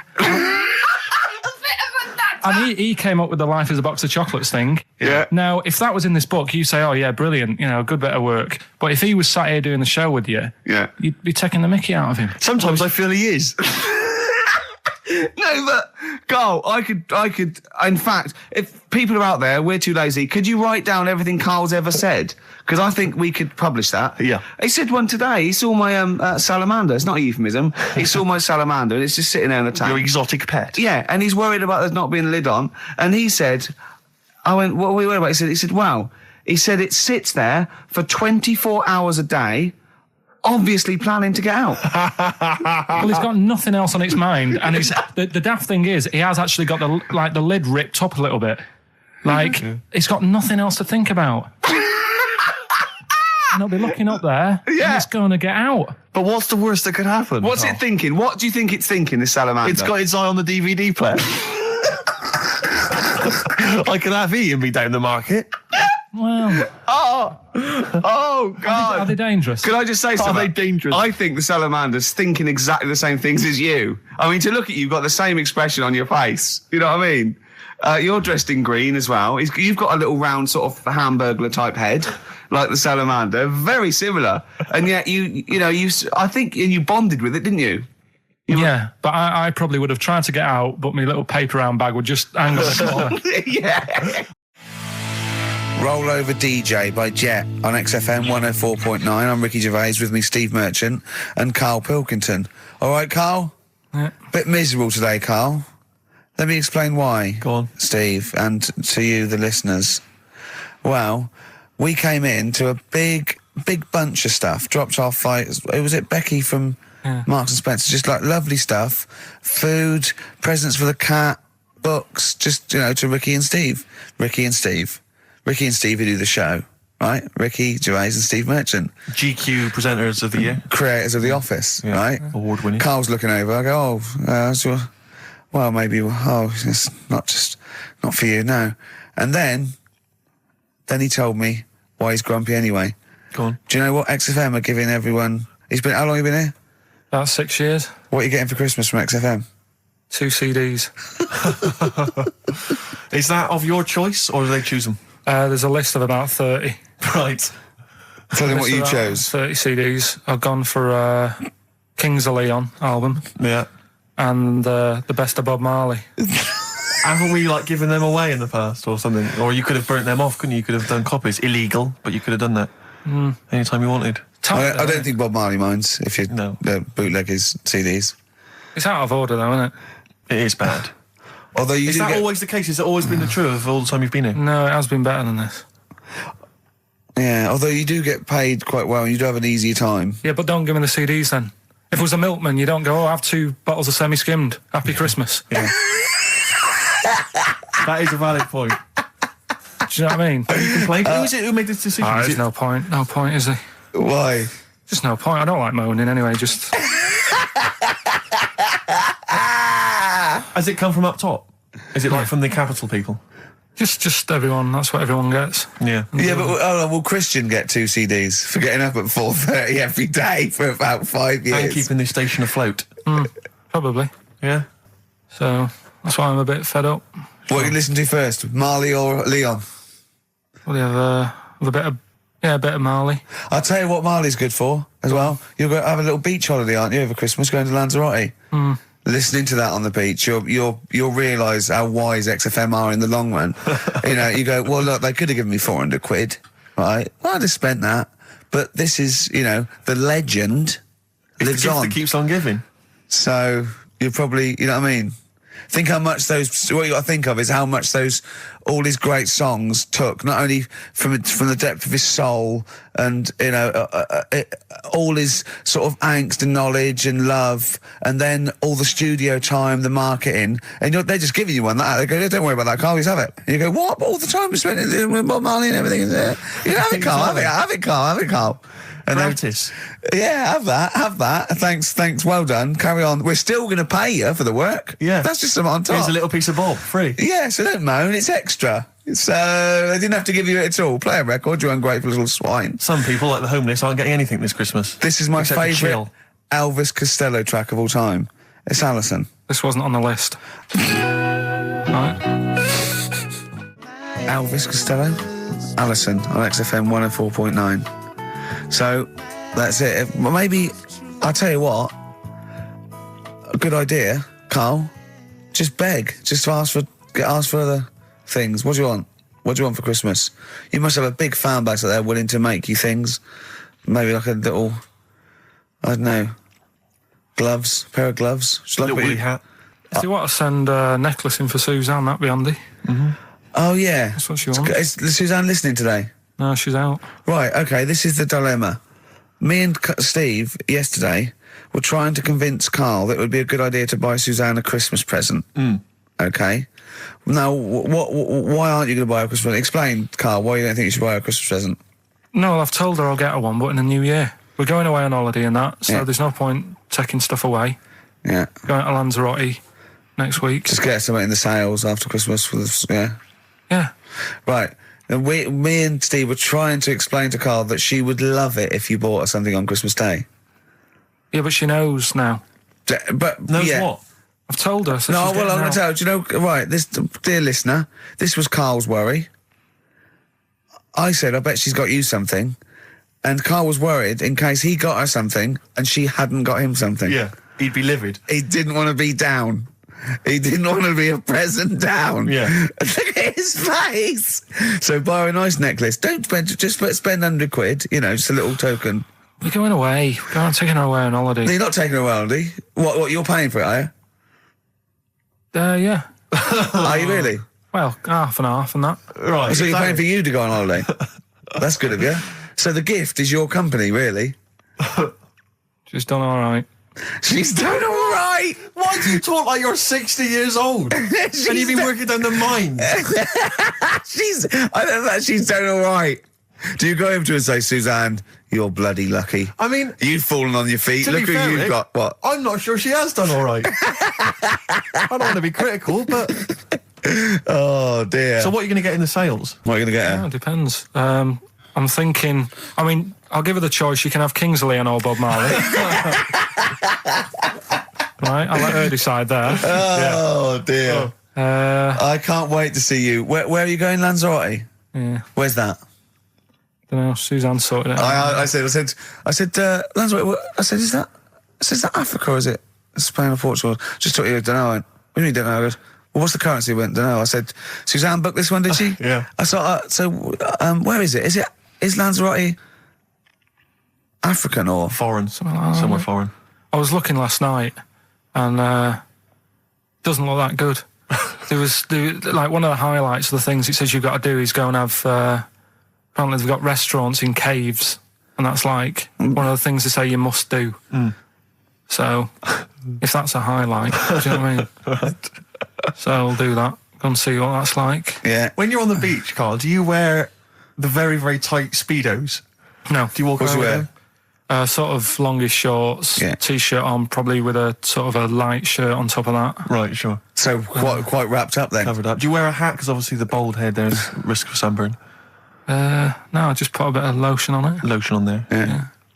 Yeah. Just have a bit of a wander down the beach, have a look. Yeah. See if there's any old blokes with their tackle out and a backpack. I'll have to look forward to. So Yeah. there you go. Yeah. Well, we're looking forward to finding out how you get on. Yeah, I'll let you And know. Interested to know what she gives you on Christmas Day. Won't be getting More anything. scintillating chat after this next song. All right, bit of placebo, Yeah, love it. special needs. Placebo, special needs on XFM 104.9. Email in where Lanzarote is. I don't know if it's Italy or Spain or Europe or maybe Africa. You know, these are the sort of things, these are the reasons I come into it, to at least learn something, innit, Carl? We've stopped educating Ricky, so I've stopped learning, you know, about things like the woman who ate mud all her life. I told you something before when we were in the office. What did you, go on, what was that? What did you teach me? They've just counted how many fish are in the sea and that. No, they They've haven't. just done a census. A census. What, a fish? Yeah, some fellas have gone in the sea and they've got to work out. There's about... This is Spratt. Is this your son? No, he's a lodger. Okay, well, let's mark him down. That's 2. Oh, I've lost count. 6 million, 4 and... Oh, darn. So how many are there? About... There's a lot. There's... Oh. Well, there are more species of fish than bird, mammal and reptile put together. Can I ask a question? That's on my DVD of animals. That's still available in the shops. Just have that. Probably find it online. You'll get that slightly cheaper. $15.99. What? Go on, ask me a Special question. features Ask me a which question. include Ask me a includes question. Carl's Pilkington's also on the DVD. Yeah. That's a perfect Christmas gift. Yeah, go on. Yeah, this is a question. I was discussing this yesterday. This is not a bit of shit. This is not a joke. I genuinely have always been slightly perplexed, and we were discussing it last night. The notion of the birds and the bees. Yeah. Now, I don't mean, you know, the birds and the bees. I understand how, you know. Why they use the birds and the bees? Yeah, because, well, you see, I always, as a child, I never know. I assumed the bees were having some kind of relations with the birds. No. So what is there anything to do with the birds and the bees, or is it literally, you know, just like a euphemism? It's just the birds and the bees. No, but they Do the birds do anything with the bees? No, not at all. It was So where they just parents take them out, they it was where schmooze them? parents used to sidestep the issue by saying things like, you know, when a lady blackbird and a man blackbird they meet, right? They make a little nest, and then because they're in love, they have an egg, Yeah, and that was it. I understand that. That makes sense. But why the bees? Why the birds and the bees? Well, probably, I don't know. I don't know. You see, within nature, forgive my ignorance, within nature there is no relationship between bees and birds, is there? No, not at all. No, not at all. Nothing's going on. But probably what it was, if the parent found it hard to say, you know, daddy puts his penis at mummy's vagina, it was much easier to say, like, in the insect world, billions of them queue up and just fill the queen with spunk for about a day. Sure. You know, thus yeah. avoiding the embarrassing intercourse. Exactly. That's what I think, Carl. What do you think? Were you talking about the birds and the bees? Did anyone bring that up with you? No, it was Carl? just in that class, wasn't it? When they put a video on. That's what we had. No, we had a film. And they just said, I watched that. And then... I was What like, film, right. though? Basic Instinct? It was just like, you know, two people. And all sat round the telly and watched it. One girl fainted. And they said, right, that's that. Next week, you know, prisms. Or whatever. And did it teach you everything you needed to know? Well, how much do you need to know? Yeah, true. No, true. Except one kid in my class still thought a baby came out of an arse. Afterwards, he didn't understand. I think what they should have shown on those videos is technique as much as anything. Yeah, I suppose so. Because Yeah. it was largely just instructional. wooing. Wooing. would be What it good. didn't tell you was how to get into a position where this might be of some interest. That should have been the first 4 weeks of the course. Yeah, well, obviously that baby who had the kid who had a baby What was going on there, Carl? That was weird. your- Did you see that? Yeah, that was going to be your favourite programme, wasn't it? Yeah, it wasn't that good in the end. Why? You told us about this story ages ago, didn't you? Ages ago. I told you about a year ago about a baby that had a baby. Yeah, it's a bit different. The baby that had a baby, isn't it? Whereas a Siamese twin with a breach actually just developed inside him for it wasn't even developing. It was a twin stillborn that just was inside enveloped in the other one's body. So it's a little bit different to a baby. What had a baby, isn't it? Yeah. Actually disappointed he was. Do you know what he said to me? He went, well, I thought it was going to come out. And go, oh, bloody hell, I'm 7. What a waste of my life. Like he'd been in there going, oh, hello? Hello? I'm 7. Idiot. Yeah. Yeah, a bit disappointing. But there was a programme on after that, right?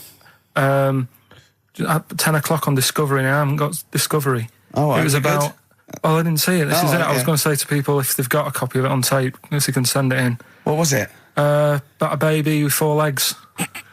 Right. That was on at 10 on... It wasn't a puppy. No. Just,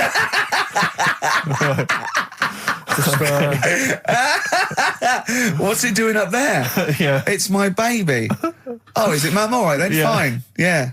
Oh, it's got 4 legs, yes. Yeah. Sometimes they do have Look, 4 legs. Dad's gone. He's never coming back. You've got to get over it. so, if anyone's It's not a got baby. that, send it in. Oh, Right, dear. okay, Send it in. good. So you want a tape with a baby with 4 legs. You're going to be disappointed again. It's not going to be like a baby with 4 legs who's running up the curtains. You know what I mean? It's not going to be that. It's probably going to be 2 legs and then 2 sort of like floppy appendages. You know what I mean? They're not going to be brilliant. It's not going to be like Jake the Peg. You're going to be disappointed. Apparently Lanzarote is one of the Canary Islands. Oh, is it? Although we've also been told it's part of Spain. Right. I don't know yeah. who to believe. I don't know who to believe either. That puts me back because I knew it was either one of them. Yeah. Yeah, I just it. What about it? Pilot knows, doesn't he? Pilot knows where he's going. I thought so, yeah. Doesn't matter then. Right, we're playing Jayhawks. Let's play it. Love it. Got bored with that conversation, did you? Jayhawks, save it for a rainy day. We had a lot of emails, Rick, saying, is Karl the fat bloke from The Office? Oh, Keith. No, not at all.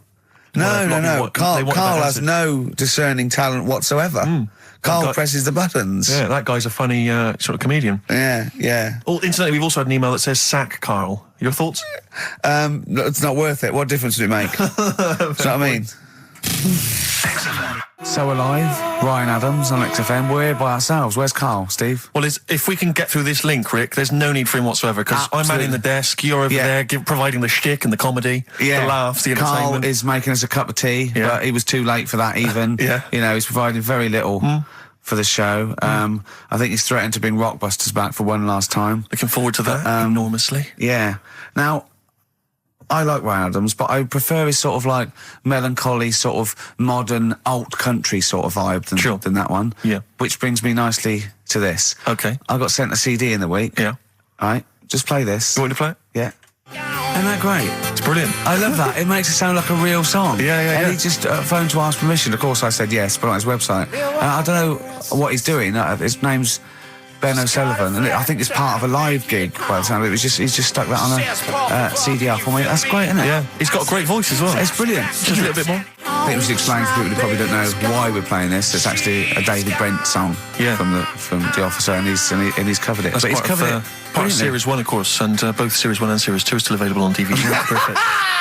We don't Christmas need gift. Carl. You don't, you're absolutely Can't right. you just play a record without going wrong now? Let's see, we've played that, we're talking. Why don't you Chatting. introduce the Long and Winding Road? This is the version from that remix Let It Be album where they've taken all the strings off of the Phil Spector version. I'll see if I can. This is Long and Winding Road by the Beatles, but this is the one where they've taken all the strings and stuff, that Spillvector version. Spillvector. So close. So close. Long and Winding Road. I love that, but I don't like the way McCartney sings here. There's just one, he goes, you leave me waiting here. Well, he's always got that slightly affected. But it sounds style, like doesn't it? Richard Burton or something, here. Yeah. But it's only one that does it, but I don't know why. I just think he likes it or wants to go back and change it. Maybe it's like... But having said that, you know, I'm not taking away from the Beatles, one of the best bands ever. Well, yeah, good luck to Brilliant songwriters. Oh, yeah, they do well. yeah. We've had a lot of emails, Carl. I don't want to sort of put a dampener on your Christmas, but a lot of people have been slagging off Lanzarote. One of them just said, I don't know if I can find It is Canaria, isn't it? It's It is one of the Canaries, isn't it? It's a volcanic island covered in volcanic dust. It's very windy, so you have to dig a hole to sit in on the beach, and there's hardly anything to do. That's from Mike Godham, he says, unless you like quad biking, well, you've seen what happened to... No, don't go quad biking. Not with your little head. There's no protection at all, is there? I don't know what you're thinking. I don't know. At least Rick Mal and Ozzy had lots of hair. Yours would be like Humpty Dumpty. It would crack like a little egg. And then we'd seen, there's no kings or kings horses. So, they couldn't do the job anyway. No, shouldn't really send them. They're not really qualified. Horses not equipped to put send a medical man like Neil Fox in. Yes. To mend eggs. Not some kind of military horse. I bet he's had egg on his face a few times, hasn't he? What, Foxy? Yeah. Well, most of the series are Pop Idol. Right, Carl. Lanzarote, good or bad?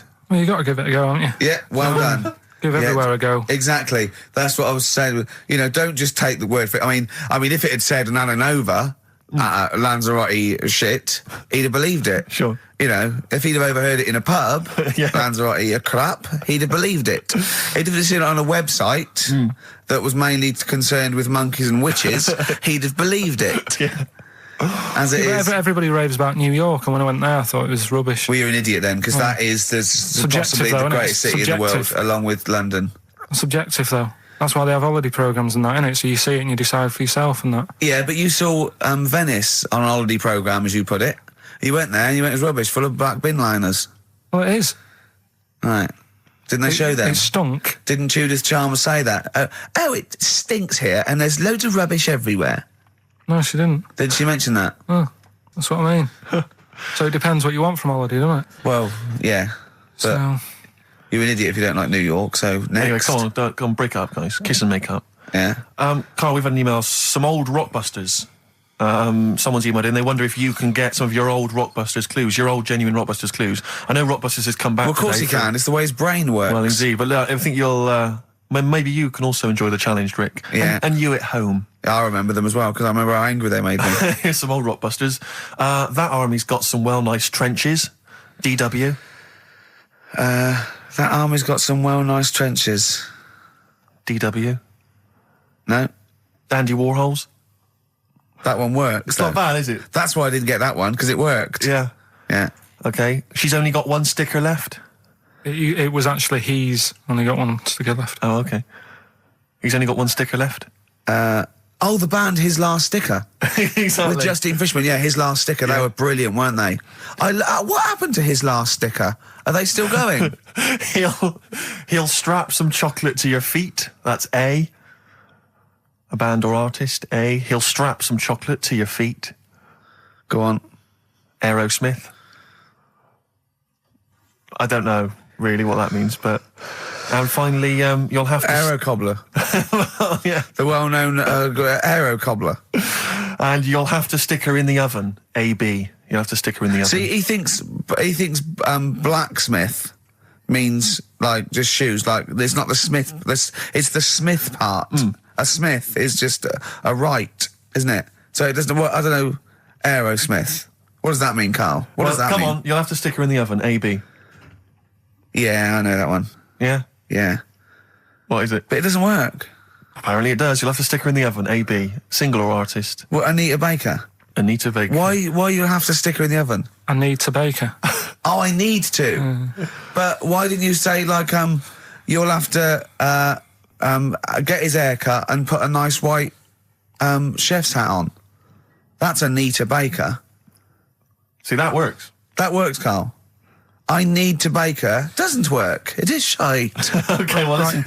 Before you judge, listen to today's Rockbusters. Okay. They're here with us now. Here's Karl Pilkington. Yeah, He's got back them. just for Christmas. Brilliant. I've only got two, really, What? because I was trying to work one out before, right, in my little room. Yeah. I was looking at different band names, thinking, what can I do? Yeah. Couldn't concentrate, because Ricky was in there, trying to spray deodorant all over the place. Right?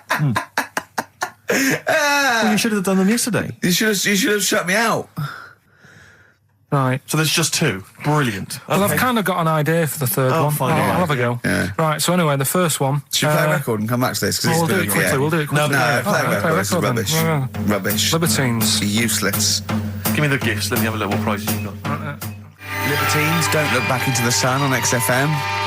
Well, the general public are getting involved with Karl's holiday, and, I mean, this has been a damning report on Lanzarote. There's not been a positive word written about Lanzarote so far. Wow. It's volcanic, there's no natural water supply. Apparently there's no natural water supply. It's You all have to sit in a imported. hole. What do you think of this, Karl? What do you think of the people that want you to know that you're going to a rubbish place when you can't change it? What do you think of that? Rubbish show, will it? What do you mean? Be all right. What do you mean it'll be right? Because I'm going to go there thinking, oh, there's no water and that, and there will be water. No, they didn't say there's no water. What did they say then? There's no natural water supply. Whatever. I'm not bothered. Doesn't bother me. All right. I'm going to have a good time and that. What are you going to do? What do you plan to do? Got a book. What book you got? Rich Hall book. I'm just going to read that. So, Brilliant. and the weather's better than here, isn't it? Yeah. So... gonna have a good time. Someone emailed just now. They said they're listening online and there's a problem with their computer and everything's sped up. The music's sped up. Our voices, Rick, are sped up, except Karl's. That's how slow he speaks. So when everything's sped up, he sounds normal. Right, we're doing Rockbusters. Yeah, come on. Listening Steve, do you online. want to do the clues? I won't do all the clues, I'll never be able to piece them together, but I'll give you the prizes. The Old Grey Whistle Test, Volume 2, Kumar's at number 42, Volume 2, or maybe that's Volume 1, who cares? Porridge, Series 3, Volume 2, The Office, complete second series on VHS, for anybody who's still got grandparents. And U2, a best of 99 to 2000. And Smash Hits, the reunion, that'll be the kind Karl. of stuff you'll love. Spice Girls is on there, Liberty X, Atomic Kitten. Do you see that? Do you see Steve's enthusiastic? Even though the competition's rubbish, the prizes are second rate, Steve is going, well, I'm not going to punish London, right? I'm going to big it up. You're there. Oh, do you know what I mean? Come on. Right, here's the one, first come clue. on, Clue one. Come on. Come on! Shut up. Come on! Can't do any photos because it's been nicked by a German. Right, start again. Oh, Start again. what? Clue 1. Rockbusters, Clue 1. Okay, this is Rockbusters with Karl Pilkington. Go! I can't do any photos because it's been nicked by a German. And what's the initial? AC. Right? Next. Second clue. If you keep eating, this bit of your body will get bigger. PC. PC. It's an artist or a band. Who is it? PC. If you keep eating, this part of your body will get bigger, right? Yeah. And the last one I'm not really sure about. If you... He's actually winging it now. Imagine if this was Mastermind. I'm not sure about it. I know you're especially subject Come to... on! Okay, go! The place where you go to take your dog a walk and that. The place where you go to take your dog a walk. Forget it then. No, we'll do it! No, do it! Get you. Tim Burgess. Oh my Corazon, is that? Yeah. What's that mean? I have no idea. Phone in if you know. No, don't bother. Oh, email then, at least. Okay. I'd like to know these things. Sure. We were doing Rockbusters just before the ads and the record. Rick, I know you were enjoying it. Yeah, come on, get this clue out, Karl. There's 3. What is it? Right, the first one was... No, we don't got the first 2. What's Can't the do third? any photos because it's been nicked by a German. Yeah. Second one, if you keep eating, this bit of your body will keep getting bigger. Yeah, it's different every time. Go on, what's the third one? And where you take your dogs for a walk and that, or you might go there on a Sunday. What? Sort of... Oh, Jesus. Rick, Right. please, Rick, just be quiet for just a moment. Right, okay, do this clue. Right, start from now. This is the third Rockbuster clue. That was a Freudian slip. Yeah, God, we'll get done. Right, go on then, go.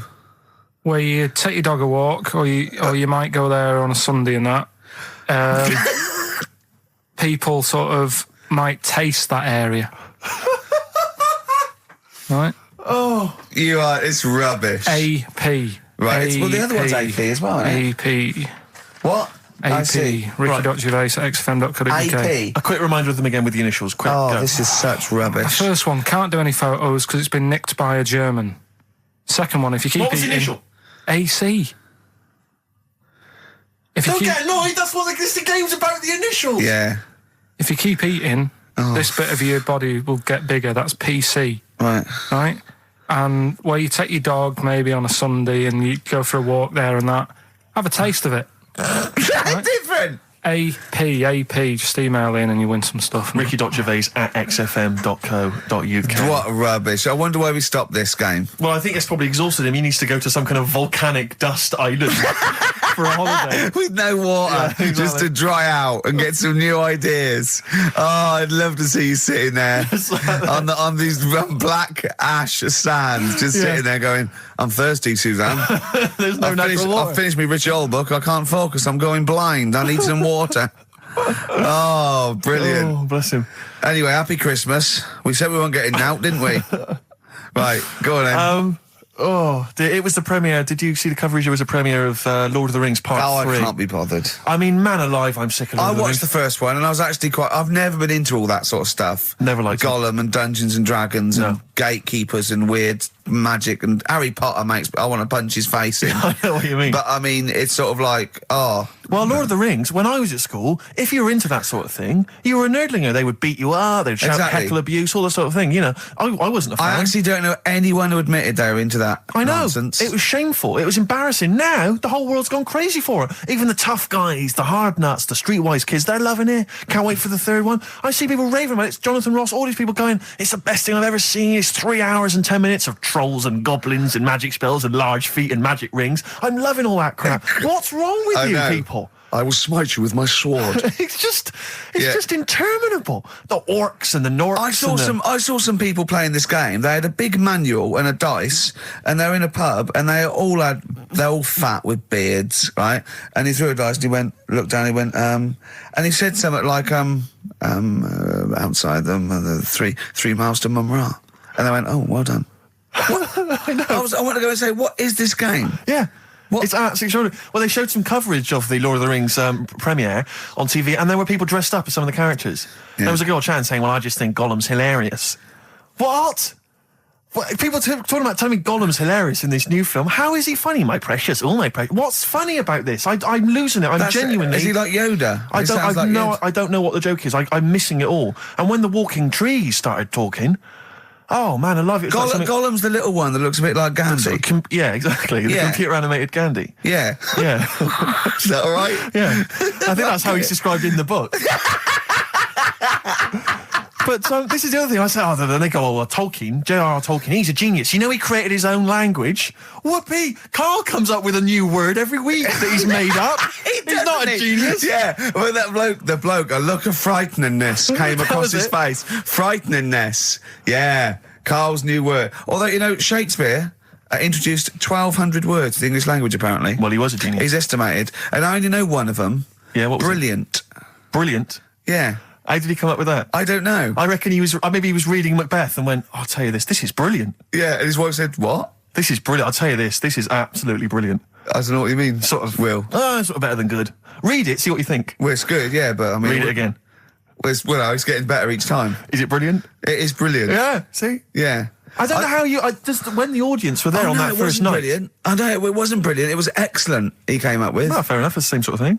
Yeah. But on the first night, when everyone was in the theatre, you know, the dregs, the Karls of the Middle Ages, they're still sat there. The Renaissance, I should say. They're all sat there watching it. They're enjoying the play. They're loving it. All the kind of people dressing up or whatever it might be. The boys playing the girls not involved, all the rest of it. They're loving it. I'm loving this. It's absolutely brilliant. He's going to kill her. Well, forsooth, it was excellent. I don't know what that means. Yeah. You've lost me. Excellent. I'm shooting off. Yeah, was it? What? It was what? Wow, you know, excellent. I don't see how you can make up words. It's like, it doesn't seem that doesn't count in poetry. Well, I suppose you have to, don't you, eventually, if you want to describe something. Why? Just use the words that exist, isn't that the rule? No, but we know that's why we borrow from other languages. There are certain phrases that can't be translated because it's that there are no words in other languages for them. I mean, I think we beat the second language by about double. What language? I think in English we have got about, I think Russian's second, but I think we got twice as many words. So there are obviously things that we say that cannot really be translated. Yeah. And so, you know, ours is just great for obviously poetry and... It makes sense when you think about things like blancmange. Blancmange That would is be like good, yeah. wobbly pudding. I know. In English. But I think if there are, I don't know how many there are, someone know, say there's about 100,000 possibilities, right? I think we probably know, as educated people like us, Steve, we probably have about 20,000. Sure. Right?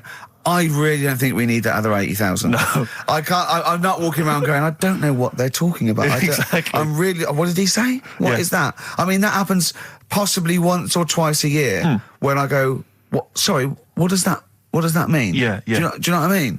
Carl, you look bored, mate. We had a real I conversation think there. he switched off when I said forsooth. Bruce Forsyth, you know him. So much better than last week. You know him, don't you, Carl? Put a song on, yeah. Yeah. Yeah, boards. Okay, there was a monkey, right? Ah, no, he's No, freaked wait, out. right. It was a professor of English. No Blue Sky, The Thorns. That's beautiful, isn't it? On XFM 104.9. Carl, you're losing your rag a little bit. What's the matter? Nothing, go on. See? What's the matter? No, what? What's Well, the matter I've with got Carl? something to cheer him up. Someone's emailed in, Emma's emailed in, she said that for those that know, those in the know, they referred to Lanzarote as Lanzagrotte. Brilliant. He's a bit fed up. He's got 2 CDs for Christmas from a company that's he's been with for 6 years. He's a little bit grumpy about having to answer the phones. He wouldn't go and make Steve another cup of tea immediately. Selfish. Yeah. Carl, what are you thinking? Nothing. Go on, what were you doing? Come on, Carl, you're getting paid for this. Project. Out. We'll take one of those CDs away. All right. What were we talking about? Lord of the Rings. Yeah. Sick of it, as I say. So there's some people dressed up on TV. They were dressed up as the characters. They had their sort of costumes. There was a guy I went to university with. I don't want to mention his name. Went into his room once. He's into that sort of thing. He showed me in his wardrobe. He had a full-size Star Trek outfit that his mum had made for him. His mum had made for him. But I wanted to say, well, A, you've taken it to university, but B, when are you going to wear that? Yeah. When are you ever in the mood to wear that? Well, you know, you never know when, like on Apollo 13, wasn't it, when someone had measles or someone else got in. Sure. So you might go, oh, I can't believe it. Can't believe it. The Enterprise, Uhuru can't make it. But it's the idea of that being, you know, I'm not one to speak, but it's that idea of that sort of being attractive to women. Because that's presumably generally when you're at university, when you're 18, 19, that's the reason you wear those kind of clothes, is to try and make a bond with someone, isn't it? Try and establish some kind of connection. Yeah. Saw a guy walking down the street the other day, must have been 18, 19, wearing on his t-shirt, it just had a picture and the words Star Wars Phantom Menace. He's probably like... But it's just the idea of a girl going, yeah, well, I'm in that film as well. Yeah. Because it's supposed to be kind of kooky and eclectic t-shirts, aren't they, normally? They're supposed to be a bit sort of radical and a bit offbeat. My favourite, though, are... I love fat goths. Yes. I really love Who fat are still goths. persevering with it, even into their 30s? I like fat young ones. I love fat 18-year-old goths. I really like them. They're one of my favourites. And I like 42-year-old goths Yeah. who they're losing all their hair. They just grow it at the back. But you know, I don't know what jobs they do. But their main hobby is looking like Nosferatu and wearing lots of silverware. That's one of my favourites. I think I mentioned to you before, I saw a girl on the tube, she had a bag, and she was quite gothy. She had a bag, and it sort of had like a Barbie's head kind of sort of defaced hanging from there, and loads of badges and tassels and little motifs and odd things, and she decorated the bag. And then had sort of things like, you know, legalise cannabis and ban the bomb, you know, and stop the war. Yeah. And I just wanted to grab her and say, you doing much about the war, or are you working mainly on the bag? You spent most of the year you're filling in the petitions, are you doing the marches, or is it largely badges. the bag you're focused on? Oh dear. I'll tell you another thing, that a fashion mistake that always offends me whenever I see it, is an Englishman of any age wearing cowboy boots. I had cowboy. I can't believe it. When I was 18, right, I went out and I got a pair of cowboys. The cheapest. I mean, they were the only ones I could afford. Awful. Why? I mean, Was that 'cause they were you were like in- they were like clogs that came up to the knee. They were so uncomfortable. And why did you get them? Who was wearing them at the time that you thought they were cool? Clint Eastwood. Right, okay. And I had cowboys. I put segs in them. What sex? Which the little things you nail into the bottom. So right? they sort of clip-clop as you Clip walk clop, right. So I'm about 18, right? Those tight jeans, so tight in fact, I thought I had to went to the doctor and I said my balls are aching, and I went off. I said I've got a pain in my epididymis and all this, which I was doing biology, and he went, your jeans are too tight, they're squashing your balls. Right?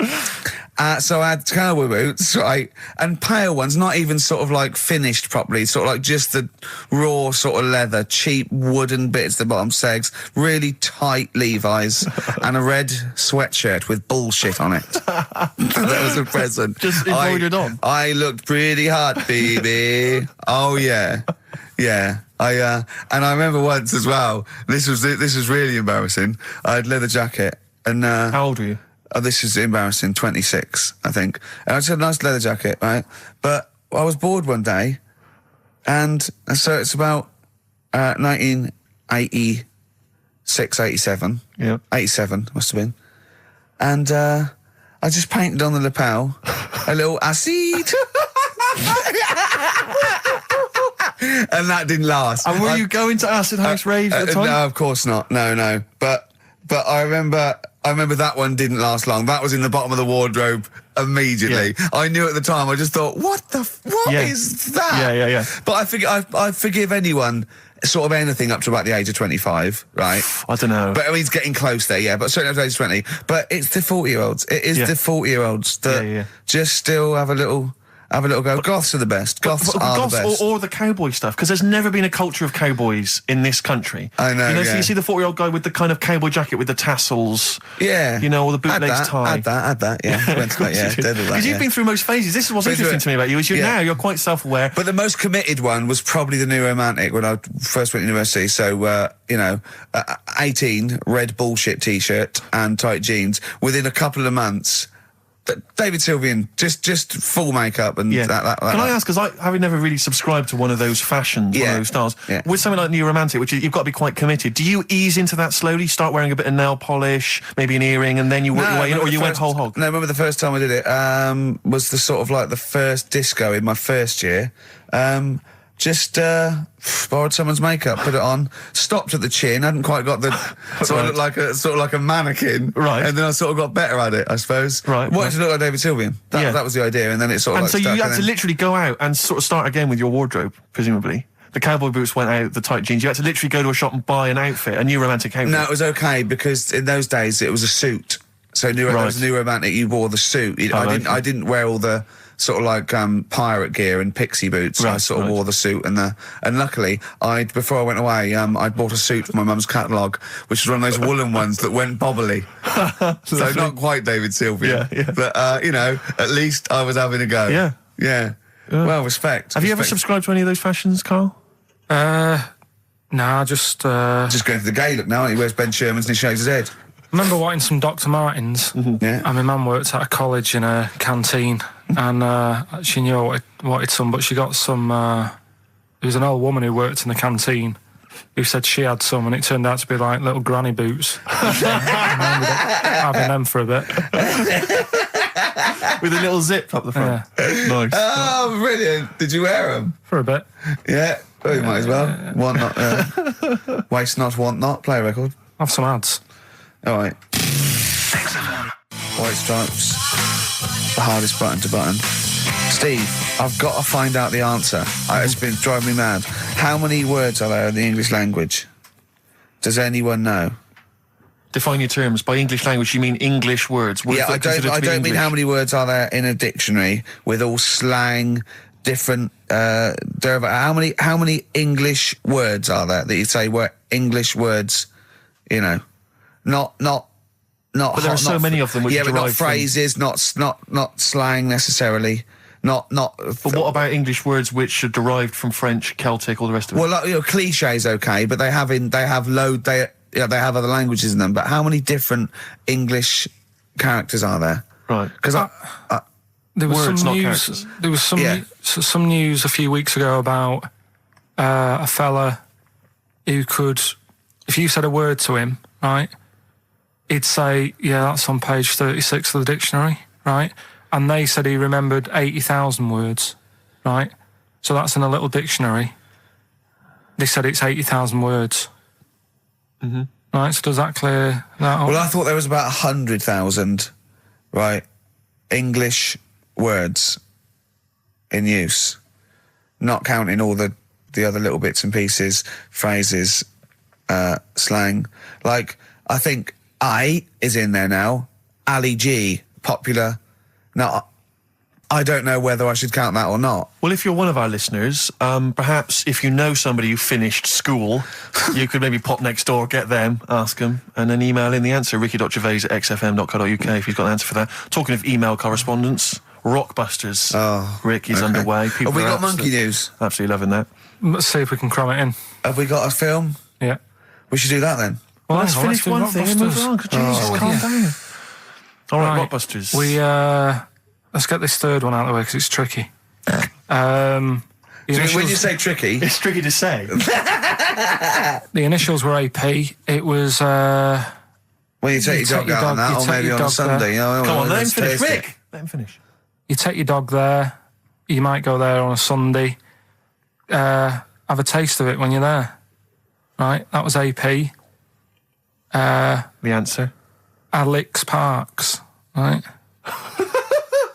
Alex. Alex Parks. Yeah.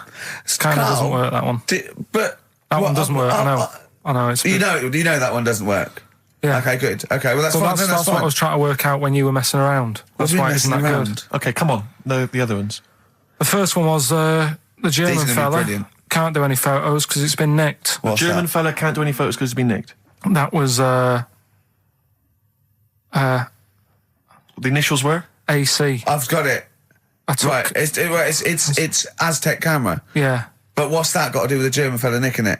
because the way he'd say it, he'd be like, you know, Aztec camera. So why ain't you taking any pictures? Can't. Why? Aztec camera. Why is that German? Just sounds a bit. Right, do you know that's rubbish then as well? You know that one doesn't work, do you? And the second one was, if you keep eating, this bit of your body will get bigger. PC. Yeah. Phil colons. Phil. It's honestly right, Carl. Phil Collins. Phil honestly, Collins. right, okay. I don't know what the PC term is for this, but I honestly think. I think you're quite bright, and I think you're quite streetwise and all that things, but I actually think. Oh, I've got to be so careful here not to offend people, but I think you might be. Could you maybe describe it through a sound? You might be educationally subnormal. Does that worry you? No. I've got by all right. I'm not going to worry about it now. You know what I mean? I'm 30. Do you know what I mean? Why start worrying about it now? But you've got the mind of a 12-year-old. So what? Sure. Do you know what I mean? I don't worry about stuff. If you don't know about stuff, you don't worry about it. Yeah. So I'm happy. Well, if he's educationally subnormal, I'm afraid also Matt Briggs of South East London is as well, Well because he got done, all three well right, done. as did a number of other people. Well done. Well done. that. Yeah. So he's won that stuff. He has indeed. Player Echo, we've also got your film quiz coming up and Monkey News. We're all looking forward to that. Right. Monkey news. Bit of Bowie. Yeah, one of my favourite Bowie songs of all time, Letter to Hermione from Space Oddity. Have you got any Christmas shopping? I should shoot off and do that now. Letter to Hermione, David Bowie. Well, we've had the most convincing answer that it's about 290,000 actual words, but possibly 3 million in our vocabulary, using all jargon and scientific stuff and all that. Sure. 290,000. Still a lot, isn't it? It is a lot. We know so little, don't we? Apparently the average person has about 20,000 words in their is it? vocabulary Right. and uses maybe 2,000 a week. Really? Yeah. Karl, obviously, slightly bringing that average down. Carl, what do you think of that? Single figures. Doesn't matter, get by. Why have you got to use longer words messing about and that? I told you. That word about old, anti-dipuian or something. Just say old. That's a bit old, isn't it? That's a bit anti-dipuian and that. What's the point? Yeah. Get to the point. Sure. Busy.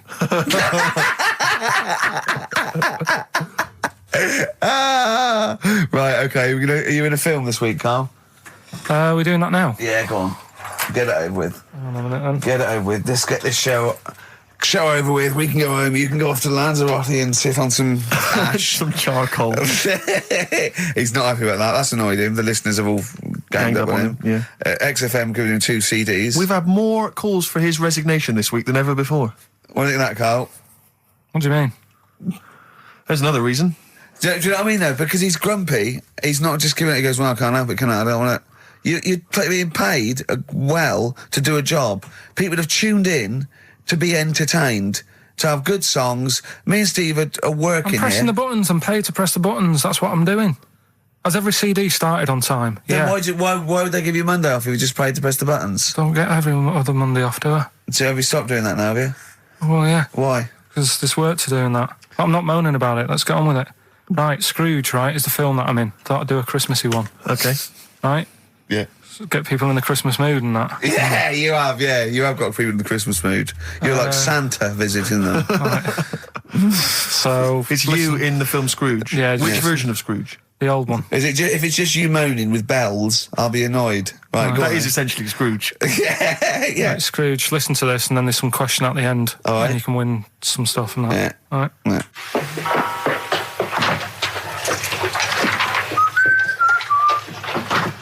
You're late. Only 20 minutes. What do you mean by coming in here at this time of day? I've just been doing some Christmas shopping, haven't I? Probably do some more shopping on Monday because it's my day off, isn't it? Yes, I know it is. You don't have to tell me. Do you want to see what I've bought Suzanne? No, thank you. I don't mind showing you. It's only a Christmas present, isn't it? Just bought some more condoms. Why? Well, I bought some last year. Got 2 boxes. They all got used, so... I'm very glad to hear it. How much do I pay you? Why are you asking? So the presents I buy has got nothing to do with what I earn. Like I say, if I won the lottery, I wouldn't go mental on her. Do you know what I mean? I probably wouldn't even tell her because I think she'd want to travel around the world and all that, and I'm not into that, to be honest, so I'd probably keep it quiet. Why? Well, once you've been around the world, where do you go next year? Each to their own, though, innit? You know what I mean? Well, what do you want? What for Christmas? Not that fussed, really. And you, it's just as well I'm not that fussed, because do you know I do some work at XFM? Do you know what they're giving me for Christmas present? Nothing? No, might as well have been nothing. 2 CDs. That's it. I was well fed up. I'm sure you will. They give you a list of about 30 albums and you get to pick 2 off the list. So I've gone for Kings of Leon album and the best of Bob Marley. Mr. Marley has been dead these 7 years. In fact, he died 7 years ago this very day. Did they? Do you know what sort of donuts Bob Marley likes? It's not my business. No, it's not a proper question. It's an old Peter Kay joke. He likes the ones with jam in. Do you get it? Garlic bread. It's good, isn't it? Excellent. Oh! Carl, well done. Karl in Scrooge there. The only man more mean and depressed generally than Ebenezer Scrooge. Oh, dear. Oh. What's the question, Karl? Well, if people have been listening from the start, right, what albums am I getting? Yeah. Is that good? Mm-hmm. Good, yeah. What albums am I getting from for working for this place for 6 years? All right. Ricky.Gervais at xfm.co.uk.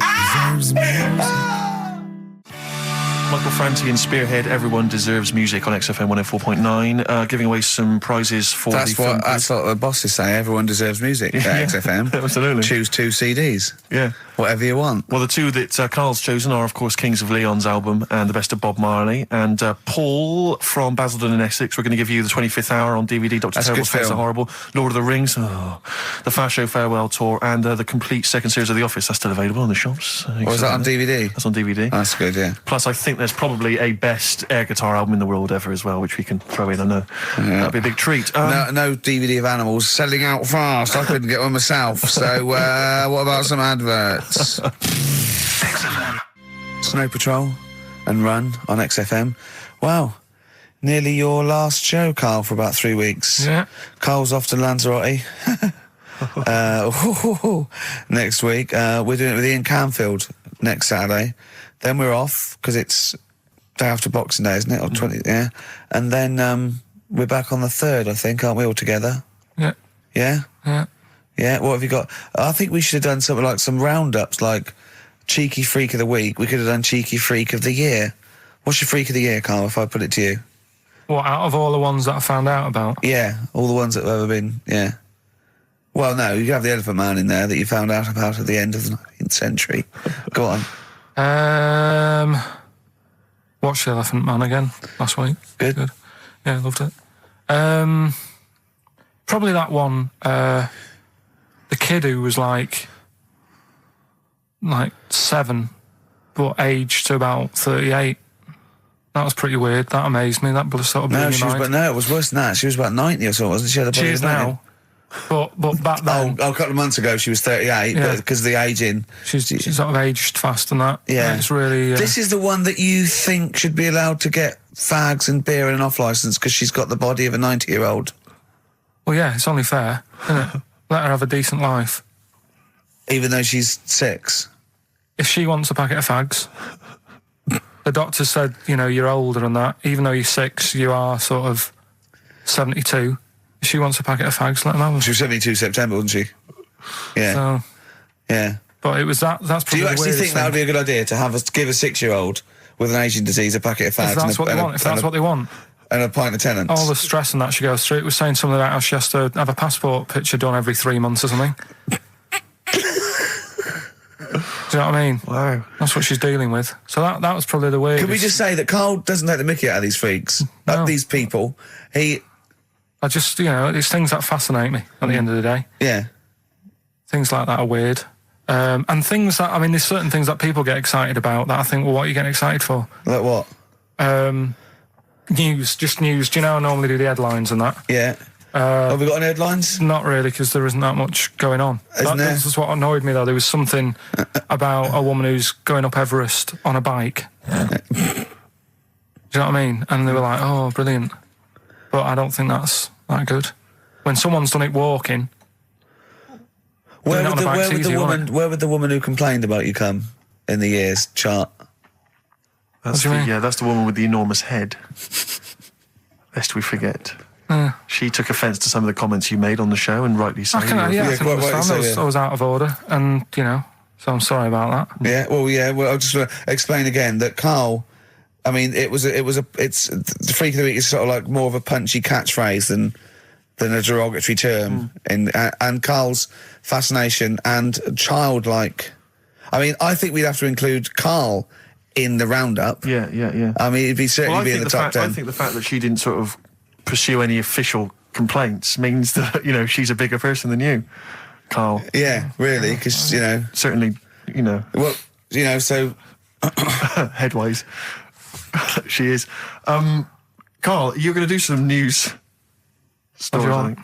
Well, like I said, there hasn't been that much going on. There's a story about a fella who hasn't eaten for 70 years. Right. He hasn't eaten. Is that that's all the information you're going to give us? Yeah, hasn't eaten for 70 years. Hasn't had a drink, but he's all right. That's rubbish then. Next. It's not rubbish. Yeah, it is, yeah. Next. Well, what is it? How is that? How is a man not eaten or drunk for 70 years? It's that thing, isn't it? Your belly gets used to it or something. Steve, has he misinterpreted it or is it rubbish? Well, it does, to be honest with you, it doesn't actually offer any explanation. It just says that that's what happened. Right, so that's rubbish. It doesn't go on to explain anything else. A woman's had 6 organs transplanted. Woman needed a new kidney, a new heart, a new stomach, a new liver, new kidney, intestine. Does that mean that she's the same woman? I know. You'd just say forget it, wouldn't you? Yeah. Wouldn't you, though? Well, not really. The organ is just a lump of tissue. If you're that knackered, call it a day. Don't waste time with that. Yeah, and good advice. There's a woman who hasn't slept for 8 years as well. Well, that's impossible. Again, you want to see that, Steve? Yeah. That's the news for the week. Yeah, all rubbish. Turn Next. Do you want to apologise once more for anyone you might have offended over the year? Yeah, like I say, I never upset anyone. We're just chatting about stuff. It's just chatting. It's from the heart. You see something, you say, "Oh, it looks a bit like so and so," or "Isn't it a bit?" You're not really, you're You don't really try and hurt anyone's feelings, do you? But I think most people know that. And I've got to apologise for laughing at anything you say. I actually can't help it. Again, it's not vindictive, but when Karl comes out with some of the things he says, it's impossible for me not to laugh or react. So, have a Merry Christmas, everyone. Well, before that, Rick, is there some final, for the year, Monkey News? Tell you what, let's play a good song. Okay. Right, we'll have a bit of Monkey News, and then that's it. A bit of Amy Mann, then. Perfect. Brilliant, this one. No Choice in the Matter by Amy Mann on XFM 104.9. Well, now it's Monkey News. Well, before Monkey News, Rick, can I just mention to people, if they enjoyed that version of Free Love Freeway that we played earlier on the show, the kind of alt country version. Yeah. That was by Ben O'Sullivan, and hopefully if you check out his website, if you're interested, you probably can download something, or maybe he'll tell you when he's going to release it. That's benosullivan.com, one word, benosullivan.com. Good luck to Ben, Happy New Christmas to him, and New Year, best of. Yeah, rearrange these words into a well-known phrase of the time of year. Yeah. Initials MC. Okay, Okay. play the jingle. Oh, what is it? Chimpanzee that. Oh yeah, chimpanzee that. Monkey News. Right, well, the last one of the year. It's not that good, but this is all that's been going on all week. Yeah. Little monkey. What happened is, it's this plane, right? Aeroflot, I think it is, Russian airline. Having a good flight. Everything's going normal and that. This is gonna be libelous. The pilot. Sorry, I mustn't interrupt my son. How tall was the pilot on this flight? Okay, listen, we've had a few complaints, people saying, don't interrupt Monkey Steve. News. Okay. Don't interrupt Monkey Okay, I News. won't halfway then. through. It's like the Okay. weather girl complaining whilst Trevor McDonald's doing... Okay, all right. Go on then. All right, so the flight's going well. Food's been served and all the rest of it. Anyway, someone gets upset about not having many nuts. Right, they've not got enough nuts. They hand the nuts out and that. One of the sort of passengers is going mental because What's he saying? He's just What going language mad. is he talking? Is he Russian or English? So anyway, there's a bit of a fight going on. Fight starts happening. People are going, "What's up with that little fella?" Right? The little hairy bloke.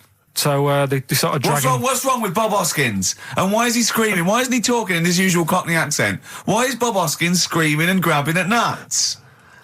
So you've ruined it. Right? Come on. Forget it. What have I ruined? Right, Rick, turn his microphone off. Okay, We can't interrupt go on. you. Right.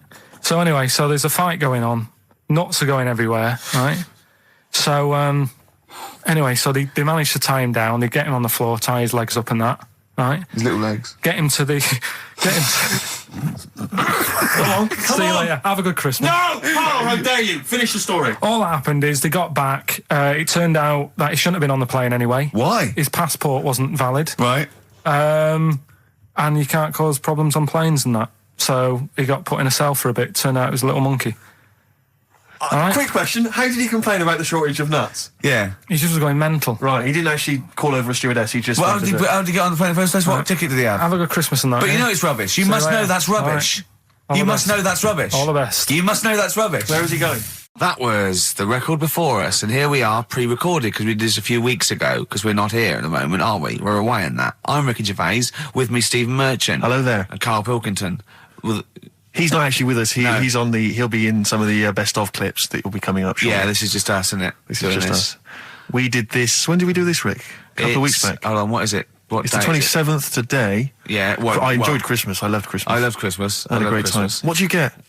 Loads of presents. So did and I. I'm glad they made it to number one. I'm really glad. Stroke, he, she. Yeah, I'm really glad that the pop idols, Cliff Richard, Westlife, made it to number one. Bo Selector. Bo Selector. Yeah, just delete that. As, Yeah.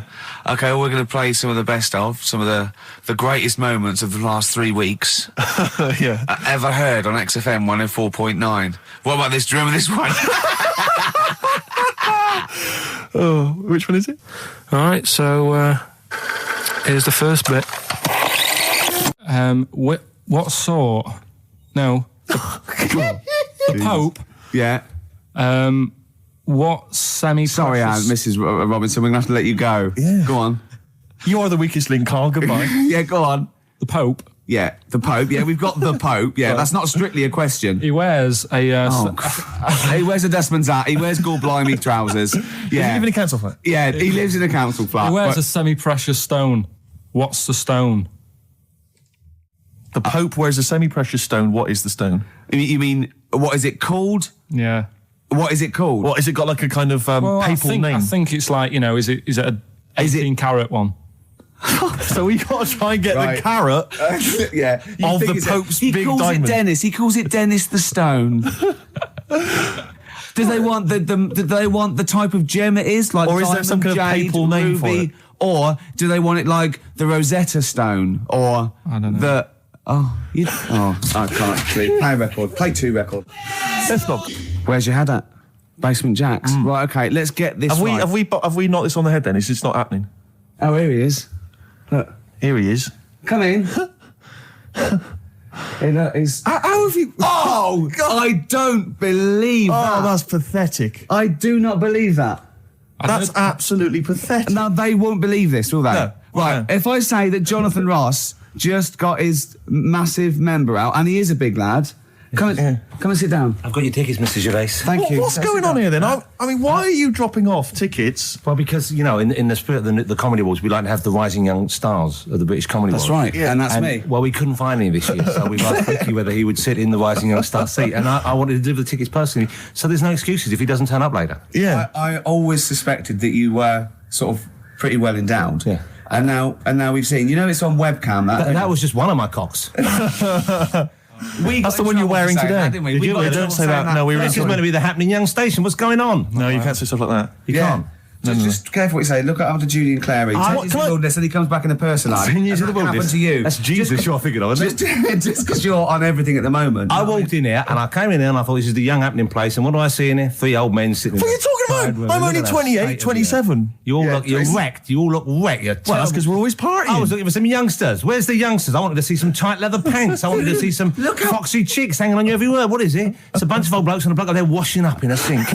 But look at him. He even dresses for radio. Look This at is him. ludicrous. It's amazing. Looks like you're I love the fact you were on the phone to Gervais last night, weren't you? Asking his advice on clothes. Look at him. He's going for the man down the DSS. I like that look. That's a nice look. Have you got a single pair of trousers that aren't elasticated at the waist?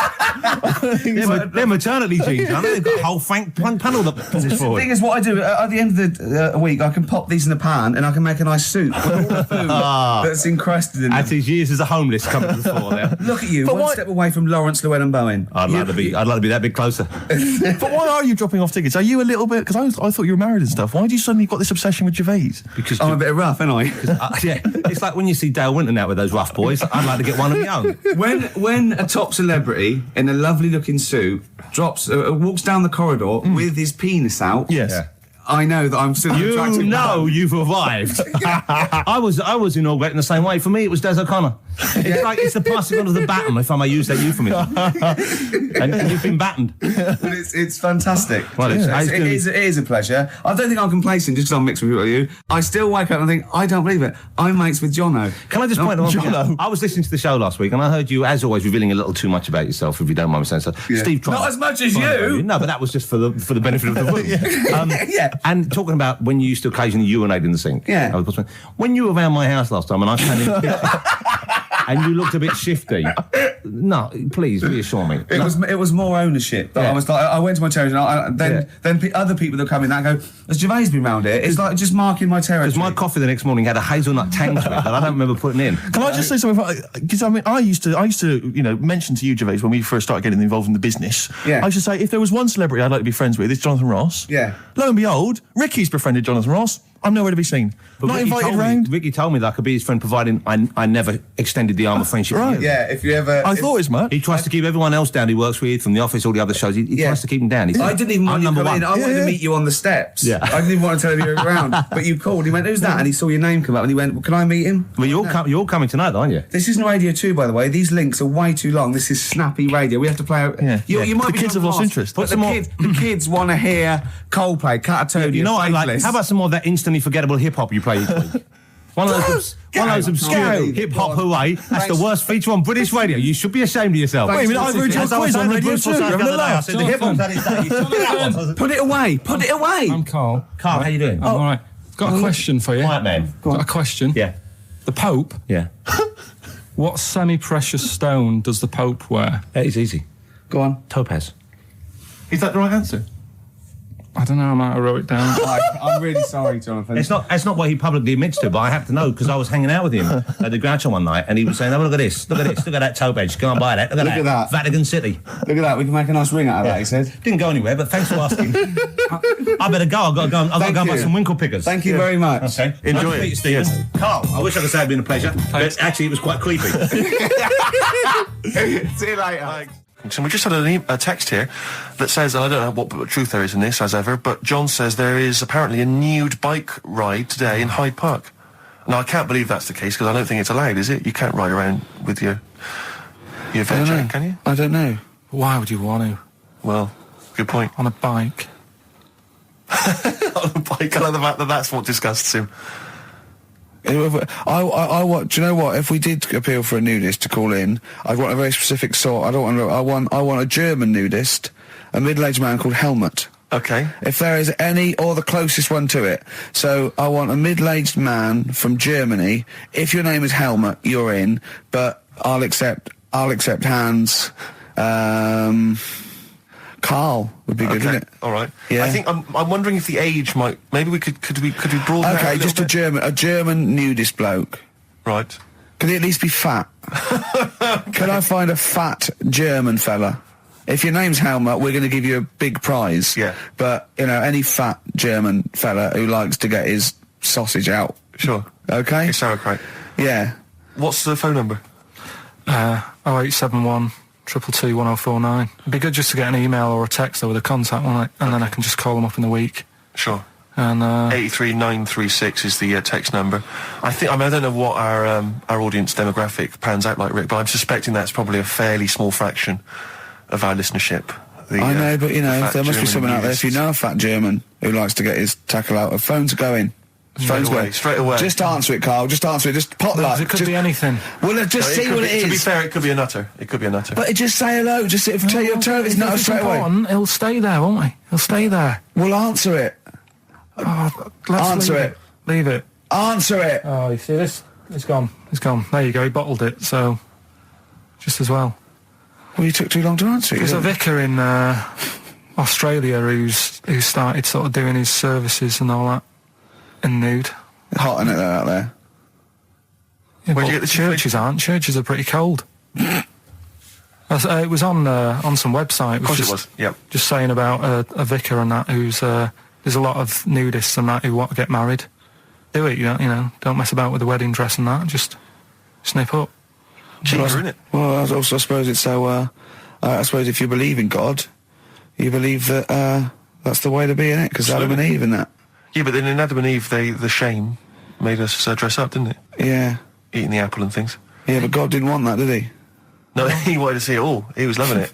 He was having a whale of a time getting a life full of all of that, and then the snake said, cover yourself up. Stitched him right up. The brilliant Blur, Out of Time on XFM 104.9. One of my post-Christmas. favourite singles of the year, and that's another thing. We'll be playing our favourite singles of the year, as well as our favourite clips of our own show. Rick, I imagine if people have got a bit of Christmas money, they're wondering what they can spend it on. Office DVD. Well, other than that, these guys have got some ideas. What, adverts? Brilliant. Ooh, those boys can rock there. That's the Guns with All Their Roses and Sweet Child of Mine. On XFM 104.9. I enjoyed that. Yeah. That was good. It rocks. I hope the audience was playing it loud like us. Yeah. Ricky Gervais, Steve Merchant, Karl Pilkington. Well, look at him yawning. How rude is that? Carl, what's wrong with you, man? Have you been up late? A little bit. Girlfriend was away, wasn't she, yesterday? Yeah, I always have a problem with that. I always have, because you don't go to bed, do you, early? Do you know what I mean? You sort of think, I just always find that thing that if, you're used to living with someone, Yeah. one of you will go, let's go to bed, then you'll go, all right. But when you're on your own, you go, You just forget to go to bed. I just stay up. Okay, stop eating now, Carl. You've ate all the food. That's just a plate. All right. Okay. Yeah. No, I stayed up and watched, there was a thing on about Dracula. Right. What, Dracula? And I found a flaw in it. Go on. Not the fact that he's the living dead and and drinks blood to stay alive and he doesn't reflect And he can in turn into a mirrors. bat. Well, And you can go on. the mirror thing, you can't look in mirrors, can he? Well, he can look in mirrors, but he can't see himself in a mirror. Yeah. That still doesn't work. Go on. Go on. It doesn't work at all, Carl. It doesn't work. Go anyway. on. No. Well, Centre parting's always really neat. His centre parting's always... How does he do it if he can't look in the mirror? Blood on the floor or something it was called. Rubbish. I love the flaw in the Dracula film is that his centre parting's too neat. How did he do it without a mirror? Oh. Was it a documentary about Dracula? No, Yeah, there was the real Dracula. Yeah, the real Dracula, the It's true just a story. film. It had blood on the floor or something. It was called. Yeah. It's rubbish. We had a little lunch yesterday, didn't we? We did indeed. That was a nightmare. Yeah. I hate going out with you two. I was explaining to Karl, right? I like to excite Karl's imagination, right? And if it involves chimps or monkeys, all the better. Brains he likes, parts of the body, deformity. You know, I know where to, you know, what buttons to push. And I told him about this thing. I don't know if any of you out there know about this, but there's an experiment they did in the 50s, a clinical psychology experiment where there's your two hemispheres of the brain, okay? They're joined by a thing called the corpus callosum, right? Which is just a little flap of skin, like a little scarlet lead that joins your two hemispheres. And what they did, they cut that in half, and they thought it was a cure for schizophrenia, but what it turned out to be, or epilepsy, I think, I can't remember, was that your two sides of your brains didn't function together. You couldn't get information. I was telling Karl all this thing, and one of the things I told him was that they did it on a monkey, and it fought itself over a nut. Like its right arm was connected, you know, by its left lobe of the brain, and it was fighting over itself. And Karl went, instead of like thinking this is amazing experiment, he went, would it have been happy if you'd given it two nuts? Yeah, I know. Well, you started off by explaining it. I remember you mentioned, because I was watching the two of you as you were describing it to me. You said, of course, one side of the brain deals with symbolism. And as you said the word symbolism, I noticed Karl drift away from looking at you, pick up his mobile phone and start pressing buttons randomly. And I thought it was the word symbolism that got him. And I noticed it took you just a moment longer. And I think the first thing you said was, when did I lose you? Yeah, I knew I'd lost him. It's extraordinary. And he doesn't even try to I disguise said it. nomenclature at one point as well. Right, yeah. And I knew I was dicing with death there. Yeah. But, but I told you tried to look it up, didn't you, on the web? You didn't find anything about it, did the you? spelling of it's what is it again? What's the word? Corpus callosum. Yeah, so I couldn't do it. No, there's no point. Yeah. Don't bother. Give up. Don't bother. Give up. So if anyone knows any interesting facts about that, But yours hasn't been cut in half, has it, Karl? That would, again, might explain something. I'll tell you what we will be talking about later. I don't know if you're sort of aware of them, Steve. Go on. Bonobos. Oh, I don't know much about bonobos. I told him about he was looking for stuff. I said put in bonobo. He was having no luck with chimp, and they're a form of chimpanzee, but they're even closer to us, evolutionarily speaking. They've got their social groups are more like ours. They're more intelligent, and he was loving it, weren't you? So is it human bonobo Karl? Is that how it works on the evolutionary ladder? Chimp Karl. Yeah. Yeah. Talking about them. So we're talking about bonobos. You're excited about that? Yeah, That's yeah. Coming up in Monkey News? No, I think it's a bit of a monkey bonus. Because my auntie Nora, she same thing, pumped her with loads of drugs. She used to have a cabinet next to the bed is like boots. She's got loads of stuff, right, for all sorts of stuff. And I mean, she's not that old, but she's on loads of stuff, right? She's and a bit coked up, is she? she called up my mum once. And, Yeah, how told us this? Go on, tell it again. And she said, "Oh, how are you doing?" And that. She's all right. Bit worried though. My mum said, "Why? What's up?" She said, "I've been breaking wind." So she goes, "Well, you know." She says, "No, but this one is going on and on and on." And she was like, she was like, what do you say? What's like passing wind, farting for 5 minutes. one thing, not like, you know, trumping and then nothing. Yeah. Continuous drone of a fart. Yeah. I don't think she had. How big was she? She must be the size of a barn. No, she's not that big. She's good for her age. No, but I mean, quite slim. no, It's but just- fine for 5 minutes. Where's all the gas? Was she circular breathing? Was she sucking it in with her mouth? It was just, I don't know that much about it. But she called up my mum about 2.5 minutes in. Could you hear it in the background?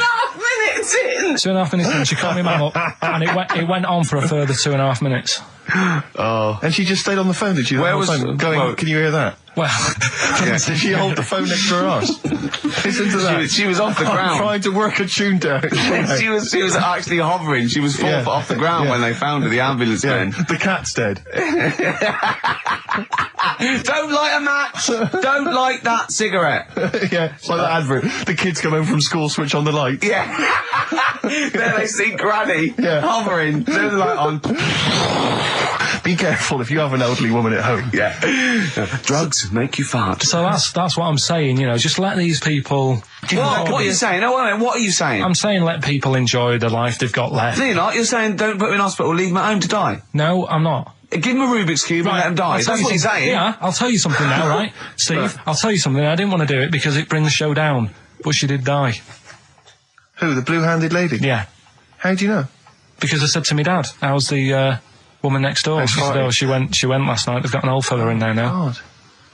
So, there you go. So, wouldn't it have been better to leave her at home where her friends and family can call and speak to her, even nip that round if they want, you know, with a cat, I imagine.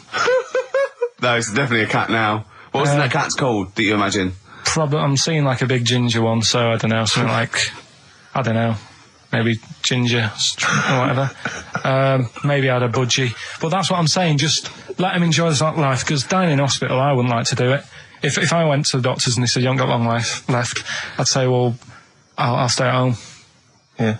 And that's the point I'm getting at. Yeah. Right? If you can't do anything for them, let them enjoy their life. Yeah, a Rubik's Cube. Right, well, I remember, I think all kids go through a phase of shoplifting. Well. And when I was going through it, I used to just little things, just like magic markers and magazines, Mars bars, that sort of thing. Yeah. And one day, right, that my mate, Anthony, his mum called up my mum and said, I've got to meet up with you. I've got to have a word with you. And she said, what about? She said, I don't want to talk about it over the phone. So she goes, oh, right. Well, yeah, come round tonight then. So anyway, my mum sees me. She doesn't want to be in an awkward position and, like, be a bit embarrassed and what have you. So she sees me and she goes, right, Anthony's mum's coming round. What have you been doing? Yeah. So I go, oh, God. I said, I've been nicking stuff. So she goes, like, what? So, not big stuff. I've had a few calculators and Mars bars and stuff. how many? I'll just work it out, hold on. Works out at 7.2 per day. So, how many calculators do you need? So it was when that phase... You failed maths, didn't you? Everyone wanted a calculator. It was like a trendy thing, wasn't it? Right, oh yeah. In Manchester a couple of years ago, yeah. So anyway, so I told her all this and I confessed to, like... Computers will make it there one day. I confessed to... There's magic in the back of battery. Go on. Confessed to nicking all this stuff. She comes round, she only wanted to borrow some money. Brilliant. She said, oh, I don't like asking. I was a bit embarrassed to ask you over the phone, but can I borrow 20 quid? Oh, that's fantastic. And there's me. That's great. And it's similar sort of thing to yours. And did you... And he went, hold on, I'm going to work out the interest on that. I bank 10%. She'll owe you £4.40. Oh, dear. So your mum was a loan shark. yeah. And did she mention? She went, I just stuff with that other? Because what I'm saying is, presumably you got your mate in trouble. No. Right, you didn't. That's great. Anyway, should we have some more music? Because we've been waiting for hours. What are you going to play, Carl? We've got the Cooper Temple Clause lined up. Brilliant. Probably you're thinking, Rick, isn't it time that we do our usual roundup of what's been happening in the news? Yeah. Which we always do every week. Yeah. We always do something, which is, I mean, basically, if you're listening and you're a new listener, say you work at a newspaper, we always try to be informative, just try and put stuff out there that just educates people, informs people. What are you thinking? Well, I said Monkey News is coming up, but what have you got? No, I was just looking on the net there and just found a couple of quite important news stories, probably worth mentioning. Policeman caught photographing. I don't know why it makes me laugh. It's just the phrasing, I suppose. It's the headline. Policeman caught photographing up woman's skirt. No, he wasn't up there taking a picture of Big Ben. He wasn't going, can I just sit up here? I'm just going to take a picture of that seagull over there. No. He was facing the camera up a woman's skirt. He was indeed. Right. A policeman in Japan is facing disciplinary measures after he was caught photographing up a woman's skirt with a hidden camera while on duty. The 42-year-old sergeant, who's not been named, used a digital camera to secretly snap the shots when the woman was reporting a stolen bicycle. So he was actually doing his proper job. He'd obviously thought to himself, I'll bring him a digital camera today. On the off chance a beautiful woman comes in to report a crime or robbery, I'll have it ready, I'll have it positioned, in such a way. But this is interesting. This is how he got caught. Okay? The woman became suspicious after she saw a flash go off.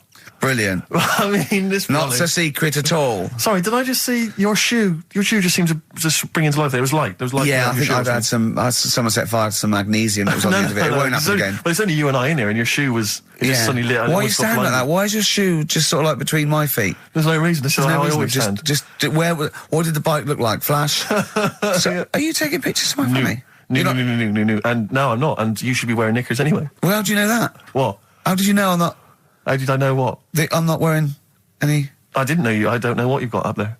Well, I don't know what it looks like, and there's no way I could. Of course, it would be roughly that conversation in Japanese. I know, yeah. This is the Best Of Show on XFM 104.9. I'm Ricky Gervais, with me Stephen Merchant. Yes. I hope you're enjoying the Best Of. I'm amazed that these are the highlights and that we've strung it out this long, Rick. But the good thing about this is, we're not here, we recorded this a couple of weeks ago, just the links, right?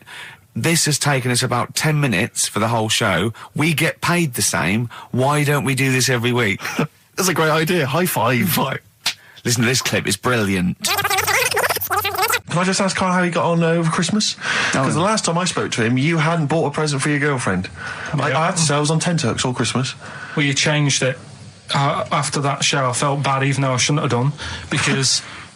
Because you hadn't bought your girlfriend a Christmas present? I said to you, I booked a table at a hotel in Covent Garden, had Christmas dinner there, which was nice, right? It's good food and everything. Didn't feel like enough to me. Well, then I went out and treated some stuff, and then... No.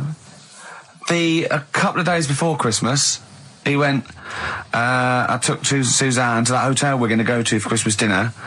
We had tea and cakes. And I went, oh, you treated her? He went, no, she paid for it, but I was just showing her what it was going to be like. That was her extra treat. She paid for it. I love that. Brilliant. Yeah. Well, it was a dear. It was like 150 quid for a meal for two, which is pretty dear. So I'm not going to buy her cakes as well. I love that! All right, love, have anything you want. You pay for your own pudding, I'm not mental. Yeah. So you treated her to some other stuff? Yeah, some bits and bobs. What, and then so she chose them and you paid for them? What, the presents? Yeah. No, you chose them and she paid for them, but, you know, it's the thought that counts. I got them on the way home that Saturday. Well done. And what did you buy? Shops.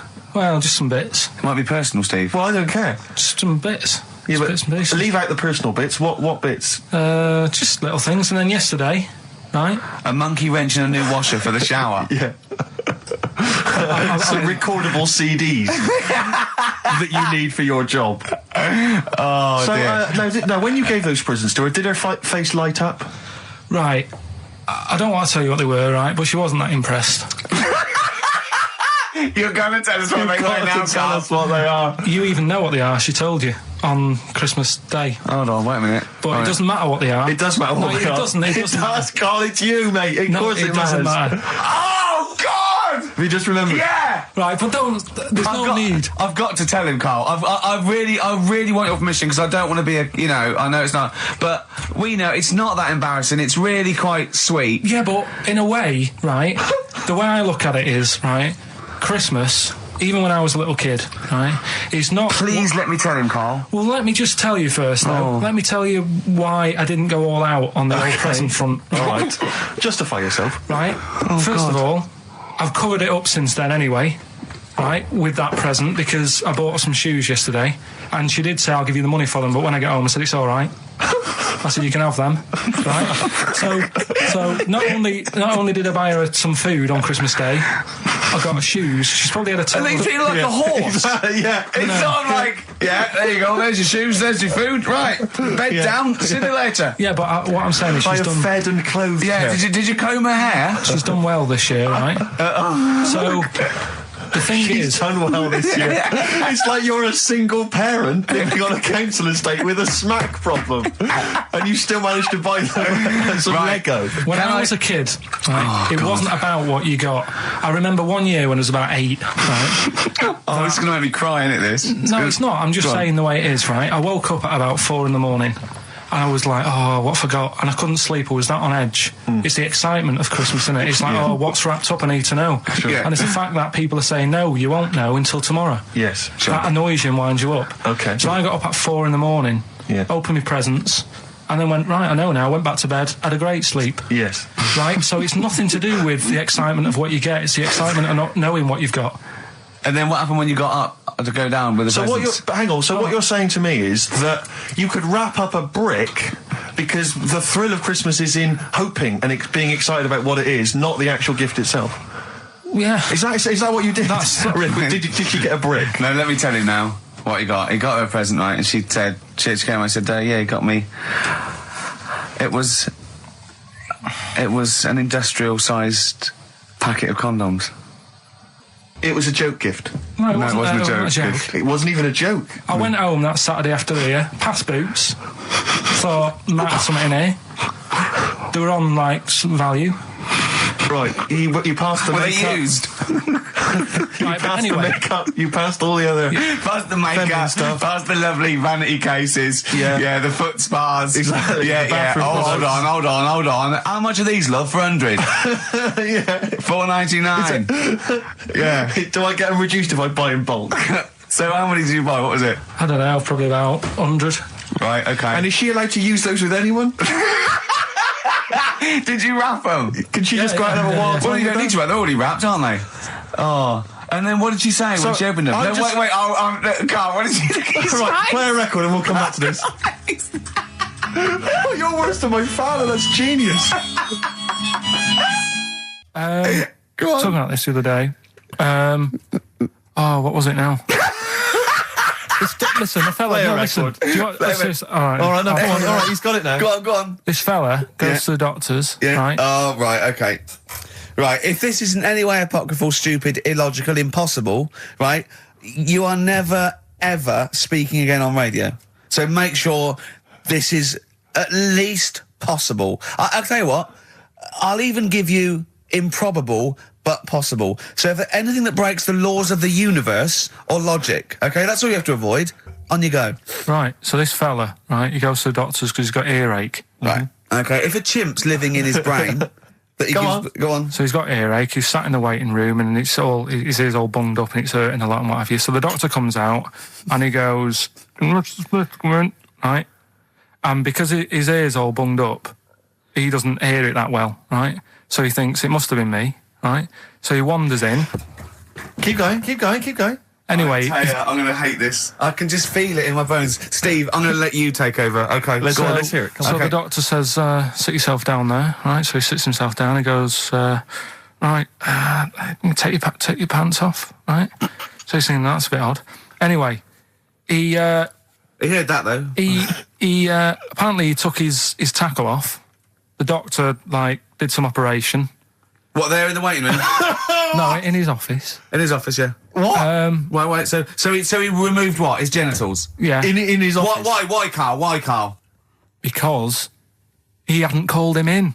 Oh, he'd called in the bloke who wanted his testicles taken off, and he didn't hear it. What? So the doctor went out and said, Mr. Jones, who's here to whip off your cock and balls just here and now, right? Bloke comes in, didn't it? It must have been me. So the bloke who wanted his balls taken off didn't say, I think he said me. So he didn't interrupt then. So the bloke goes in, he starts taking his testicles off, and he doesn't say, I'm here for me ears. What are you doing with that? Right, there was this. This is what it's like about getting presents and stuff, right? With my mum and dad. Go on.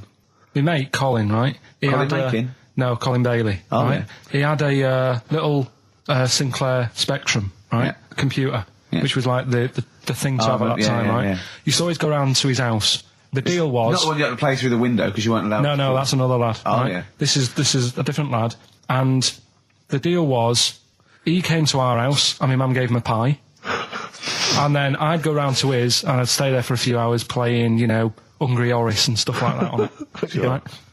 Now, my mum and dad knew that I really wanted one of these computers, right?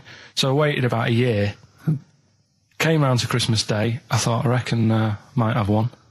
Turned out they bought me the wrong one. They bought me a ZX81 instead of a Spectrum, right? And Christmas Day, I'm there trying to load the games up. It's not working. I'm thinking, what's wrong, right? And the thing with me when I was a kid, I used to get quite sort of agitated. This is quite easy, the moment. right?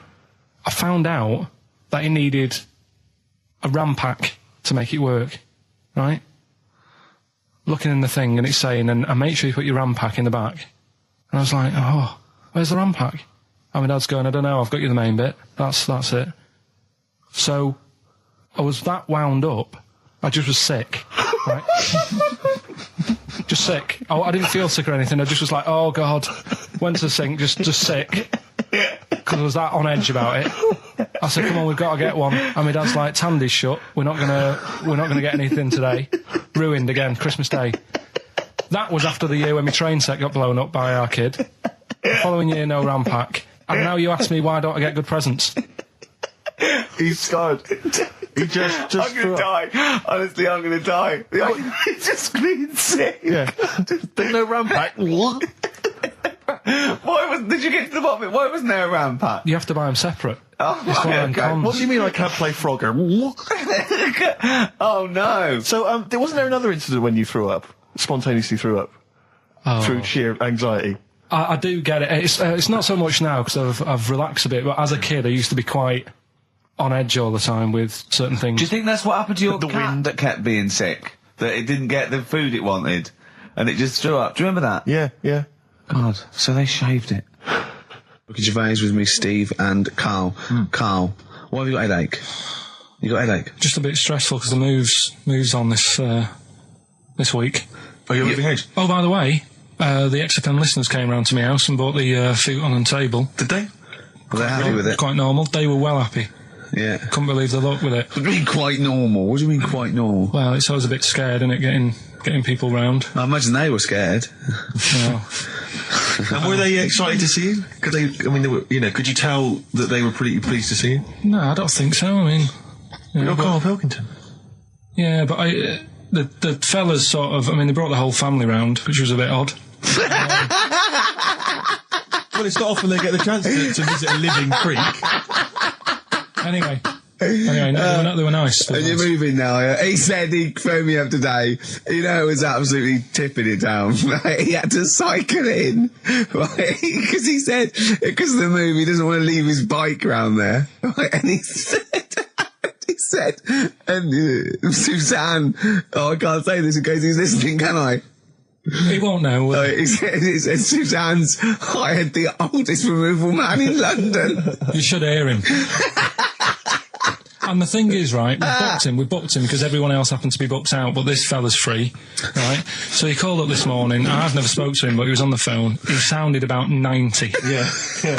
Carl thinks that he's going to have to do all the work. And the thing is, right, it seems to be All he cheap. wanted some Werther originals. Right, listen, it seemed to be cheap because it's £50 an hour. But how long is it going to take him? Yeah. Oh, that's So, genius. When's the move on then? When's the He's coming round. He came round today to bring some empty boxes, and he was struggling with them.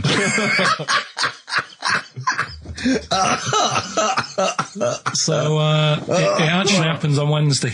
Oh, God.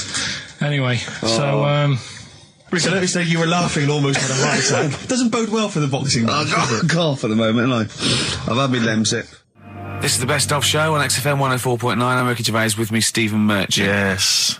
I hope you're enjoying the Best Of. Do you know what a fable is? got a Carl? rough idea. Okay, it's a thing that uses sort of metaphor, analogy, just to explain sort of morals. I mean, they're very old for a start, and it's all. I'll give you an example of one. A quick one. Oh, the one about the dog with two bones.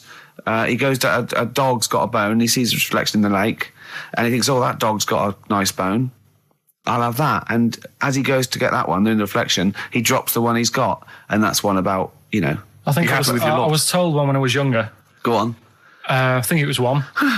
This young lad, he's got a dog, right, and he sort of is about 8 years old, and this dog, he's had it since he was about 4, and it's a bit tired now, and he chucks sticks for it, and it doesn't go for it, and he's saying to his mum, "Oh, I want a new dog because this one's useless. It doesn't do what it doesn't have any fun with me." So they say, "Oh no, but Rover's a good little dog. You should look after it." And he's like, "Oh, I don't like it. I want a new one." So they buy him a new puppy. And it's running around, yapping about, and he's loving it, and he's playing around with it in the grass. And then one day he goes to the park, and he's messing about and rolling about with it, and he falls into the lake, right? And the little puppy's like yapping at him, and he's going, help me, little dog's yapping. And then the old dog comes and gets his collar, and it pulls him out of the lake, and he goes, "Oh God, why did I forget about you? You're the better dog." And he loved that one again rather than the puppy. I got a feeling that was Lassie. Well, yeah, that was an episode of Lassie. What's the moral? What's the moral there, Karl? What's that telling? What's that explaining through analogy? Sort of, don't forget the old. Look after old people. I remember there was one I heard once about a young boy who got trapped in a lake inside a cage. But he loved his trainers so much he wasn't going to get them wet. But even though he had to get out there, and even though he thought that was the important thing because it's material value, he actually drowned, and the trainers were no good to him then. Got some new ideas for you. Go on. Well, they've all been blinders in the past. Go on. Did you do any competitions when I was away? Did we? I think we did, didn't we? Did we give away a DVD? Did we? Yeah, we did. Yeah, go on. Yeah, right. Go on. Anyway. Well, I thought some... This isn't like radio, is it, as we know it? This is just people talking. If the mic's on, it's luck. Yeah. If anyone's listening, I've no idea what they think of this show. It's not a show. Not in the traditional sense. No. Okay, then you're going to change with that, Karl. Because a show suggests a certain form of presentation. Yeah. A certain pride. And when we do present it... dare I say, it's some planning. Yeah, and when we do, it's ruined by pressing the wrong button. Yeah, but I've got some planning here. Go on, then. Quizzes. What I did was when I was on holiday. Yeah. Right. You said come up with a new idea, right? So the best way of coming up with ideas is sort of thinking, sort of nicking a TV show name and then twisting it a bit. Yeah. So. Or just rip off Simon Mayo's idea completely. That's good advice for anyone out there. I didn't. Yeah. If you're interested in ideas. Karl is presently running a course writing for TV. Yeah. And that's the lesson 1, isn't it? Just rip something else off. Just do it and change the title slightly. Yeah. Well, go on. This one I haven't really got. I don't know what to do on the game, but I'm thinking Strike It Ricky. That's all you've got? That's what you've come up with. How long did that take? Through. What is that? I just thought it sounded a bit like Lucky. Forget that one then. Yeah, forget that one. Okay, yeah, well, no, good. No, we all have hits of this. Even Spielberg's, not all his films, can hit the. Go on. Right. No, okay, no, it's a good. Go on. Yeah. Remember Big Brother? Yeah. Do I remember Big Brother? No, go on. Big Mother, right? You call in. If your mum's heavy, you win a CD. What do you mean? How can you prove that? All right, forget that. Right, ER. Here's one. Right, ER. Good one. No. Yeah, no. The Price is Right. Remember that? Yeah. Right. The Price is Ricky? No. The Rice is Right. And what I do, I read from an Indian menu and a Chinese menu. You tell me whether you have pilau or egg fried.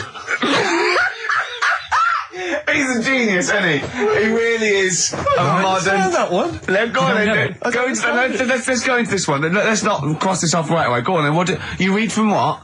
Well, I'll get a couple of menus from like an Indian and a Chinese takeaway. Yeah. And I'll go like, chicken korma. Well, could I just suggest that as it's an Indian, it'll be pilau, and anything you read out that is... Yeah, but you don't know which one I'm reading from. What, the chicken korma's Indian, isn't it? Yeah, so you go pilau. But then Well, you might as well say Indian or Chinese. No, because then the name wouldn't work. The Rice is Right. Okay, yeah, I forgot you're working for the title backwards, aren't you? Okay, yeah. Okay. I'm so confused. I don't know where I am or what day it is. A programme that they've been in on Channel 4, right? Can you cross that out? We're not doing The Rice is Right I either. don't understand The Rice is Right. No, go on. I'll tell you that later. We'll have a game in the office, right? A game that they've been in on Channel 4, but has got really big viewing figures. Well, obviously not. Right. Or they wouldn't be binning it. Go on. Do you know 15 to 1? Yeah. They're getting rid of that, right? Are they? I'm thinking 15 Taiwan. Get some items that are made in Taiwan, right? Get 15 items, and I say what they are, and then you go, oh, I bet it's the vase. Or something. That's the one that's made in Taiwan. Yeah. Just explain that again very quickly. No, don't go. Alright, Cross it out. forget that. Cross it out. 15 Taiwan. Tell you a job I don't like. What? I wouldn't want to be doing. The woman, there's a little woman who sits in the little snack stall on Finchley Road station. Yeah. And I don't know how to describe it, really. She is surrounded by snacks. She can't move for snacks. It's Does it look like American Beauty, but with different... not dissimilar to that. Yeah. It's a little hut on the station, and it's like if you go to the seaside, you can put your head through one of those cardboard cutouts, and it looks like you're a big fat person, whatever, and you can have your photo taken. It's like an equivalent of that, but it's just snacks everywhere. She's got bananas up to her chin. She's got chocolate coming down to her eyes, crisps either side of her. She can't move. She can't do 360 degrees. She's like packed in there. I don't know how she gets in there. I think they put her in there first, and pour in the bananas. Yeah. And then they go pour in the nuts. She has and 2 hours of makeup before they exactly, yeah. dressing her in there. Because I'll ask for something from the fridge, and she cannot turn her head to see. She has to go by feel alone, just to feel the fridge and get stuff out and pass it. And often I'll say, that's not what I wanted, but she can. You've got to let her off. It's extraordinary. Dear. But there's no music playing. But she has there's to nothing. sell her way out of it. Exactly. If it's a slow day, she's stuck there till the next day. Yeah, it's like a world-breaking attempt. Yeah. Karl, what job wouldn't you want to do? Well, any job. You're a lazy... You're joking, aren't you? I've done loads of stuff. I'm quite happy now doing what I'm doing. Yeah? You look happy. Trying to think. You sound happy. Yeah, I mean, calm down. You're on drugs. I'm all right. Are you on E? Before England have won and that. I'm happy for them. Yeah, go on, happy for them. I'm happy in that. Yeah, what do you mean happy for them? We are England. Happy for us. Yeah. I mean, we didn't play. I did very little towards it. No. It was mainly Johnny Wilkinson. Yeah, I barely contributed. Switching on the TV was about as much as I did. Exactly. And shouting, come on! Yeah. Talking about jobs and that, though, I was reading the other day about, rubbish jobs that people have had and stuff. I haven't got time when I'm at work, man. I just get on with it. I'm not squiddly diddly. Fingers in pies, different jobs. Go on. Do you know Ivor the Terrible? Ivan. He, his Russian. Yeah, that was the Welsh fella. Who was bloody awful, but not as bad as his Russian cousin, Ivan. Yeah. Go on. He had a fella doing some work for him. Right, this fella built his house. After it was done, right, the terrible fella was like, fella Ivan. He was going, "Oh, it's brilliant. You've done a good job there. Yeah. I don't want you to build another one like that." Took his eyes out. Just stopped him making an house like that. Yeah. Blimey. That's bad, isn't it? Why didn't he take away his trowel? Then he could have seen, but he couldn't have built a house without a trowel. You can't build a house without a trowel. Yeah. I suppose he probably later thought that once he'd been nicknamed Ivan the Terrible. Yeah. He thought, why? Because you gouge people's eyes out. Yeah, but I didn't want to build another house. I know, but take his trowel away. What would I have been then? Ivan the Crafty at most. Exactly, yeah. Ivan the Jealous, Ivan the spoilt brat. But gouge someone's eyes. That is bloody terrible. I'm surprised you're not called Ivan the... Do you know what I mean? You're going to get down in history like with Vlad the Impaler. Yeah. He's mainly remembered for impaling people. Yeah. He did a lot of other stuff. Did a load of great charity work he did. The impaling is the thing that's really gone down in history. When were you reading about Ivan the Terrible? No, it's just or Ivor the Terrible is the thing you remembered from this informative article? No, it was just little bits like that. Talking about him, there was a thing about someone who worked for that fella who painted the ceiling. Sistine Chapel? Yeah. There was a thing, a woman who worked for him in his house. And I love how you assimilate information when it's just bordering on the academic or just the interesting and true. It's wonderful. Ivor the Terrible gouged someone's eyes out because built him an house. That fella who painted that ceiling had a woman work for him. Imagine if you wrote that down in an essay. Imagine if you wrote that in a school essay. Well, you'd probably end up with not getting a grade or thinking you turned up to more than you had. Exactly. Anyway, the woman who lived with... Yeah, the woman who lived in a shoe. Go on. Yeah, there was this woman who lived with him and she used to go out and do all this shopping and that. Yeah. But because she couldn't read or write, he used to have to draw everything that he wanted. Why couldn't he just tell her? I don't know. No, wait. That's an excellent point. Could she talk? Yeah, but if it's a big list and that, loads of different coloured paints. But why couldn't she draw on a piece of paper? Why did he have to do it? Because he's a better drawer, isn't he? That's the point. That's it. We were just looking for the logic of the story. You found it. You've done it. Play a record. He's a better drawer.